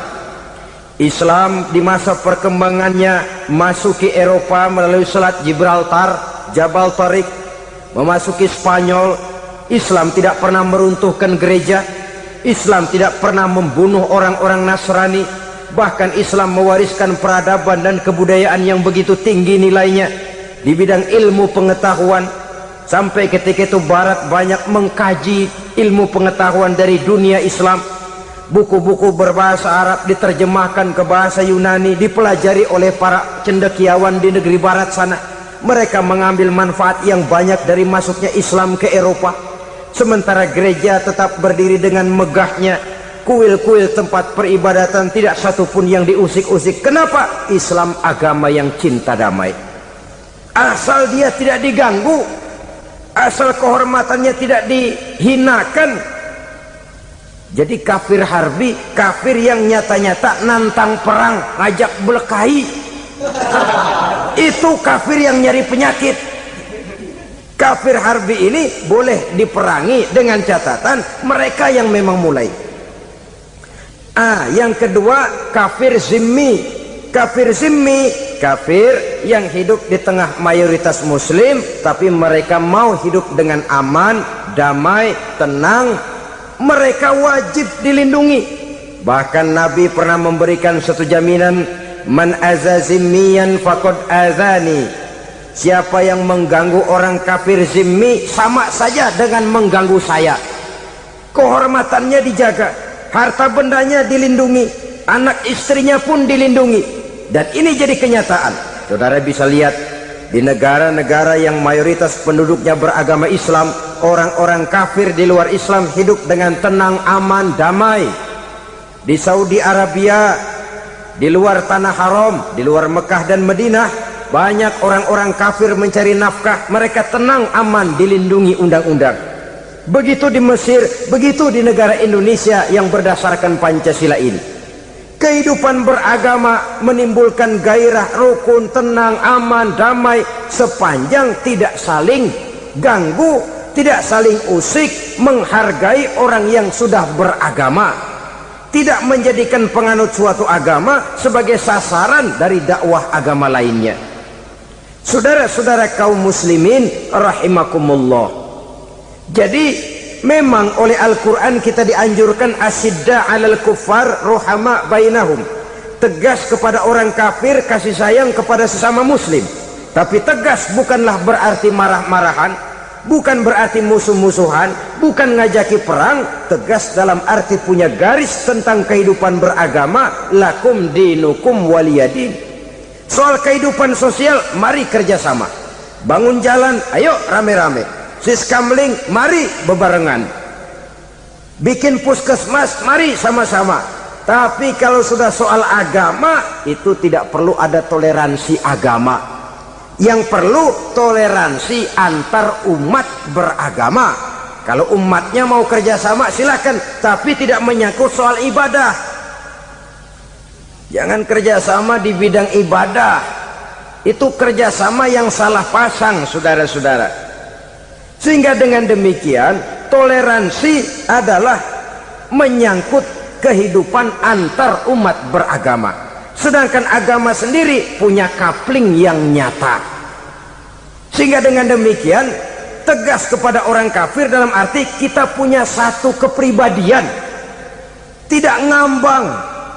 Enggak, lalu kalau ditanya orang, sebenarnya agama lu apa sih? Gua mah gimana musimnya aja. Agama pakai musim kayak rambutan. Akhirnya ya begitu, musim-musiman. Ke masjid kelihatan, ke gereja hayo, ke candi nongol, ke apa? Bingung malaikat bagaimana nyatetnya nih bocah ini. Di mana aja ada. Kita punya satu kepribadian, saya muslim dan garis saya ini, lakum dinukum waliyadin. Bagi Tuhan persilakan agama Tuhan, bagi kami agama kami. Kami hormati Tuhan, Tuhan hormat kepada kami. Tapi soal agama, kaplingnya jelas. Kerjasama, mari urusan muamalah, bidang sosial. Yuk kita siskamling sama-sama dengan orang lain agama. Mari jaga kerukunan, kesatuan, persatuan, kekompakan. Perbaiki jalan yang rusak, mari sama-sama. Mendandani jembatan yang runtuh, mari sama-sama. Tapi sembahyang, kaplingnya lain-lain. Sebab Nabi juga dulu pernah ditawarkan begitu loh, sama kafir jahiliyah dulu, Quraisy itu. Sudah Muhammad, sekarang begini saja, kita join aja daripada marah-marahan. Hari ini saya oke, menyembah Tuhanmu Allah. Besok gantian kamu menyembah Tuhan kita, Latta, Uzza, Manat dan Hubal. Turun, qul ya ayyuhal kafirun la a'budu ma ta'budun. Soal ibadah kaplingnya jelas, tidak boleh dicampur adukkan. Sebab kalau tidak, kita akan mulai kehilangan identitas diri, dan disitulah krisis kehidupan keyakinan beragama dimulai, dari krisis identitas. Hujan gede kan mulainya gerimis dulu. Di mana-mana ya gerimis dulu. Gerimis makin lama makin gede, kita akan mulai dengan kehilangan identitas diri. Dari sana nanti kita malu mengakui keislaman kita. Kalau orang Islam malu mengakui keislamannya, ini kan ironi, menyedihkan. Ngakui Islamnya saja malu, menonjolkan keislamannya malu, tidak ada rasa bangga beragama. Padahal ini modal dasar. Hanyalah dengan rasa bangga beragama kita lalu konsekuen. Bangga yang tidak konsekuen, wah pokoknya kan gua kan Islam, agama yang paling benar. Tapi hidupnya sendiri jauh dari tuntunan Islam. Itu bangga yang tidak beralasan, bangga yang tidak perlu dibanggakan sebenarnya. Kebanggaan yang membuat kita konsekuen dan dekat dengan kehidupan beragama. Jadi dengan demikian saudara-saudara, kepada non muslim kita juga harus berakhlak. Bukankah ini sudah dicontohkan oleh Rasul? Bagaimana beliau disambiti orang di Taif, yang menyambiti malah didoakan. Bagaimana Suraqah mau membunuh beliau, malah Suraqah didoakan. Bagaimana Abu Jahal dan Abu Lahab saking mangkalnya. Ini Abu Jahal pernah gali lubang di kamarnya sendiri, di depan tempat tidurnya. Setelah dia gali lubang, ditutupin pakai keraras korma. Lalu dia tarik selimut, belagak meriang. Dia pesan pesuruhnya, bilangin Muhammad encangnya meriang. Pamannya sakit, minta ditengokin. Nabi dengan segala husnuzonnya berangkat nengokin. Abu Jahal dari balik selimut ngintip. Itu dia Muhammad, itu dia tuh. Dia tuh, masuk Dani, masuk. Mulai di jalan, senang Abu Jahal. Terus dah. Begitu ke pelosok, masuk ke lubang, gue pendem terus dah. Memang niatnya mau mencelakakan Nabi. Sudah tinggal beberapa langkah lagi Nabi akan berjalan ke arah lubang itu. Malaikat Jibril ngasih tahu, Muhammad, Abu Jahal pamanmu cuma pura-pura sakit. Di depan tempat tidur itu ada lubang sudah dia gali untuk menjerumuskan kamu. Sudah balik pulang. Balik badan Nabi. Sudah hampir mau melangkah, kakinya malah muter pulang. Abu Jahal yang ngelihat Nabi sudah hampir jatuh nggak jadi, balik pulang, lupa kalau lagi sakit. Udah Muhammad buruan sini. Nabi ke pintu, dia kejar, dia lupa sama lubang yang dia gali. Begitu dia kejar, dia yang ke pelosok masuk ke dalamnya. Sejak saat itu ada pepatah, man hafara hufratan waqa'a fiha. Siapa yang suka nggali lubang, dia sendiri bakal terpelosok ke dalamnya. Jatuh dia ke lubang yang dia gali. Padahal ya paling banter 2 atau 3 meter paling dalam. Dari dalam lubang itu dia teriak-teriak, Muhammad, tolongin, pamanmu kecebur. Kasih tahu Muhammad, kasih tahu. Datang lagi lah pesuruhnya, Muhammad, pamanmu Abu Jahal kecebur, minta tolong diangkatin. Sudah diulur tambang, habis sambung lagi, nggak bisa sampai. Masa iya cuma kamu yang bisa nolong? Apa yang dilakukan Nabi? Balik mau nolongin. Akhlak. Kita kalau ada orang gali lubang buat nyeburin kita, dia sendiri yang kecebur. Gorok gua kagalemin lo. Mati sekalian dah. Nabi mah enggak, balik nolongin tuh Abu Jahal. Kenapa paman kecebur? Iya Muhammad, tolong, tambang udah diulur-ulur, sambung-sambung nggak sampai. Aduh kasihan paman nih, pegang tangan saya. Nabi cuma ulurin tangan, nyampe dipegang oleh Abu Jahal. Diangkat ke atas, nyampe atas, apa kata Abu Jahal? Tambang bergulung-gulung nggak nyampe, kamu cuma pakai tangan doang kok bisa Muhammad, hebat banget sihirmu. Mukjizat dia bilang sihir, udah ditolongin nyelak lagi, kan yang enak kita injak palanya. Orang dulu bilang wah katanya nolongin anjing kejepit, udah selesai ditolongin malah yang nolong digigit. Saudara hadirin yang saya hormati, kepada orang-orang kafir kita harus berakhlak, menghormati mereka, tidak memaksakan satu keyakinan dalam batas-batas yang ditolerir oleh agama, yaitu pada masalah-masalah sosial dan muamalah. Itu kepada non-muslim, apalagi kepada sesama muslim. Baik akhlak kepada orang tua, akhlak kepada guru, akhlak kepada jiran atau tetangga, itu semua termasuk dalam akhlak kepada sesama manusia. Akhlak kita kepada orang tua, kadang-kadang kita orang timur ini ketularan orang barat. Engkongnya dianggap CS, salaman main kedet aja halokong, engkongnya bahalo di bengong. Saudara-saudara kaum muslimin rahimakumullah, akhlak yang tua kepada yang muda, akhlak yang muda kepada yang tua, kepada jiran dan tetangga, kepada sanak famili dan handai tolan, pendeknya kepada sesama muslim. Tetangga ada haknya, ada hak tetangga yang kalau kita berakhlak itu harus dipenuhi. Contoh kecil, kalau saya beli radio, itu saya dong boleh berpikir, ini radio saya beli pakai uang saya setel di rumah saya, sekeras-kerasnya ada apa sama orang lain? Radio gua, yang beli gua pakai duit gua, gue setel di rumah gue, ada urusan apa sama orang lain? Itu kalau menurut saya. Tapi tetangga sebelah saya kan bisa juga ngomong begitu. Mata gue yang ngantuk, gue tidur di rumah gue, kenapa suara radio lu masuk kemari? Ketika itulah lalu kebebasan saya nyetel radio dibatasi oleh kebebasan tetangga saya yang mau tidur. Ini sudah akhlak namanya. Umpamanya lagi ada Nabi ajarkan, iza tobakhta maraqatan fa'akthir ma'aha wa ta'ahad jiranaka. Kalau kamu masak sayur, banyakin kuahnya, bagiin tetangga kamu. Bukan bagiannya itu yang jadi soal, tapi akhlak kepada tetangga.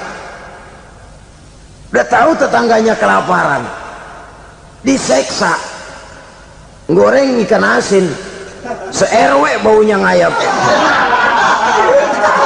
kembang kempis orang nungguin. Saudara hadirin ma'asyiral muslimin rahimakumullah. Jadi dengan demikian, kalau sudah kembali kepada orang-orang yang nilai imannya sama dengan kita, apapun organisasinya, apapun baju yang mereka pakai, kaos yang mereka pakai, jaket yang mereka pakai, kalau sudah seakidah, seiman, jaga akhlak kita. Pendapat boleh berbeda, kaos boleh tidak sama, jaket boleh beraneka warna, bendera boleh beragam-ragam, tapi ukhuwah Islamiyah ini utamakan. Adalah lebih baik mencari persamaan dalam kehidupan dan bukan memperbesar perbedaan. Hanyalah dengan mengembangkan nilai-nilai akhlak semacam ini, toleransi tidak hanya diperlukan kepada yang non-muslim, kepada sesama muslim pun toleransi. Artinya apa? Jangan memponis amalan orang lain. Yang usolli, yang tidak usolli, berjalanlah menurut keyakinannya masing-masing. Jangan lalu memponis, itu namanya nggak toleransi. Kamu nggak pakai usolli ya? Enggak. Brengsek. Kamu pakai usolli ya? Iya. Bid'ah. Lah dua-duanya kagak yang bener. Kalau yang sembahyang kagak bener, bagaimana yang kagak sembahyang? Apa itu yang bener?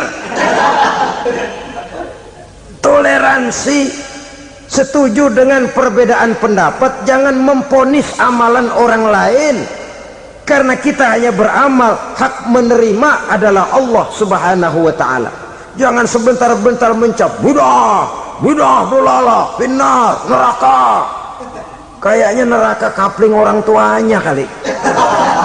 Gampang bener masukin orang ke neraka. Kita kadang-kadang bisa toleransi dengan orang luar, tapi kepada sesama muslim toleransi tidak sanggup kita adakan. Mengklaim merasa kita yang benar, orang lain salah semua, itu tidak toleransi namanya. Mentang-mentang jadi ustadz nih, satu-satunya ustadz di sini ya, semuanya mesti ngaji kemari. Kalau nggak ngaji kemari Islamnya kurang tapi bener. Toleransi. Saudara-saudara kaum muslimin rahimakumullah, lapang dada menghargai orang yang berbeda pendapat, apalagi kalau perbedaan pendapat itu menyangkut hal-hal yang tidak prinsipil, menyangkut hal-hal yang sekunder dalam kehidupan beragama, menyangkut masalah-masalah yang dalam bahasa fikih disebut soal-soal furu'iyah. Tidak usah menyebabkan kita bersih tegang. Kepala sama hitam pendapat boleh berbeda dan halal. Bahkan Nabi mengatakan ikhtilafu ummati rahmatun. Perbedaan pendapat di kalangan umatku bahkan menjadi rahmah, sepanjang perbedaan pendapat itu diiringi dengan rasa toleransi. Tapi kalau sudah main baku hantam, main klaim, memponis orang lain, akhirnya timbullah keretakan. Jangan heran kadang-kadang satu masjid dua kelir. Ya soal kelir boleh kelar-kelir, boleh kelar-kelir, tapi kalau harus terlalu mencolok menyebabkan timbulnya keretakan, saya kira yang akan turun bukan lagi rahmah tapi bala. Bala akan menimpa kita, jatuh kita menjadi umat yang lemah. Oleh karena di antara kita sendiri, sesama kita tidak pandai bertoleransi, tidak lapang dada. Ada anak muda kelihatannya mau majuan dikit, yang tua curiga. Nih kalau dia maju pasaran gua bangkrut dong nih. Lalu ditekan tuh anak ditekan melejit.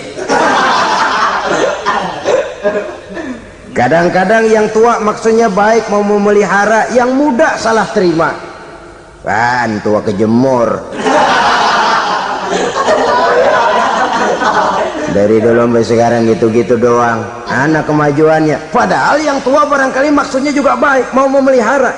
Sebenarnya kalau kita bisa mencoba mencari titik temu dengan alur komunikasi, tidak merasa diri yang paling benar, tapi toleransi, boyak menerima pendapat orang lain, setidaknya mau mendengar omongan orang. Yang susah kalau udah kena penyakit nggak mau ngerti omongan orang, nggak mau nerima pendapat orang.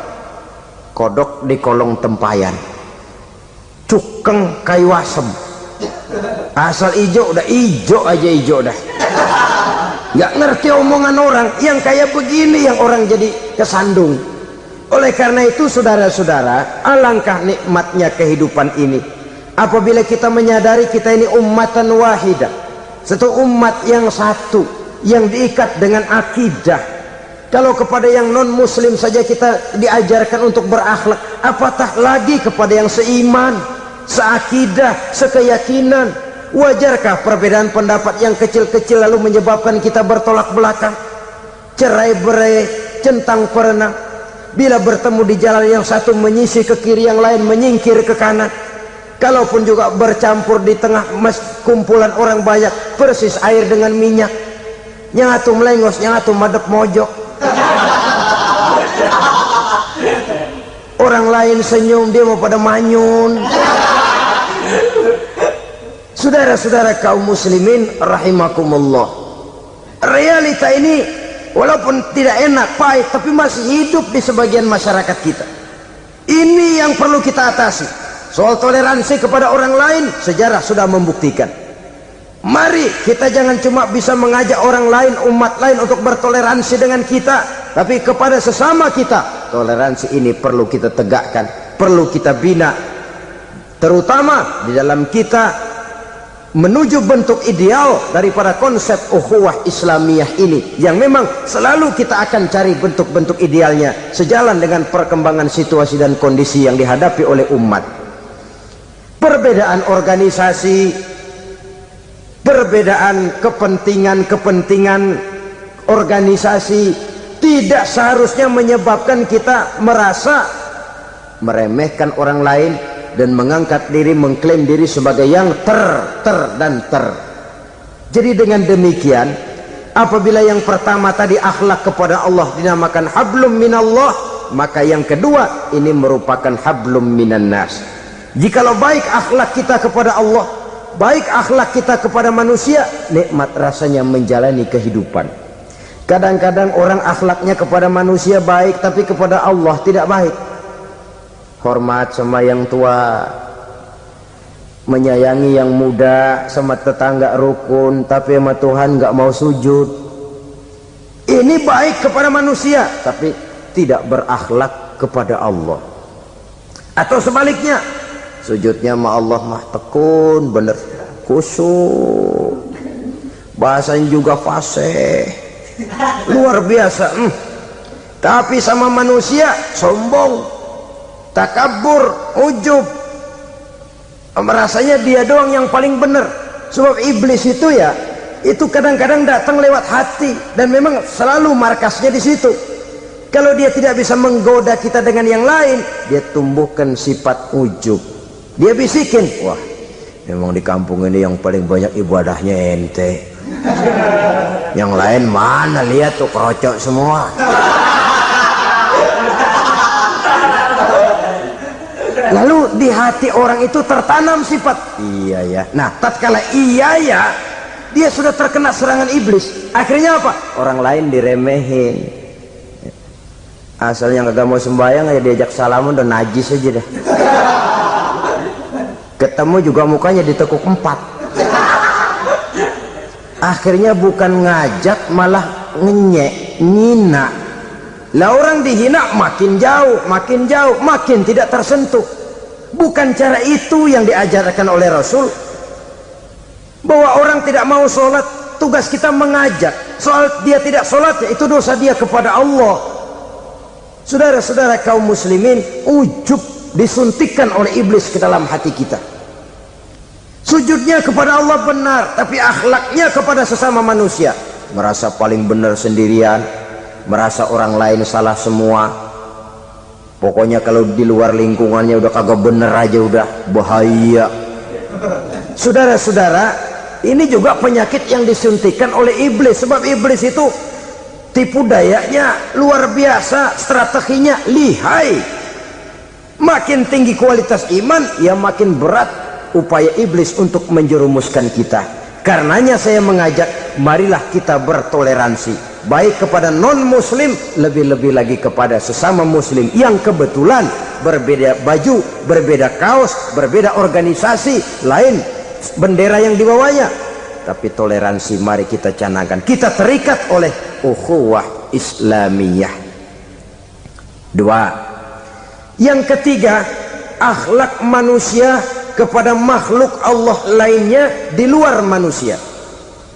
Islam, saudara-saudara, dengan berakhlak kepada Allah, berakhlak kepada sesama manusia, berakhlak kepada makhluk Allah di luar manusia, baik flora maupun fauna, maka mudah-mudahan akan terciptalah satu ekosistem, satu lingkungan hidup yang membuat kita nikmat menjalani kehidupan ini.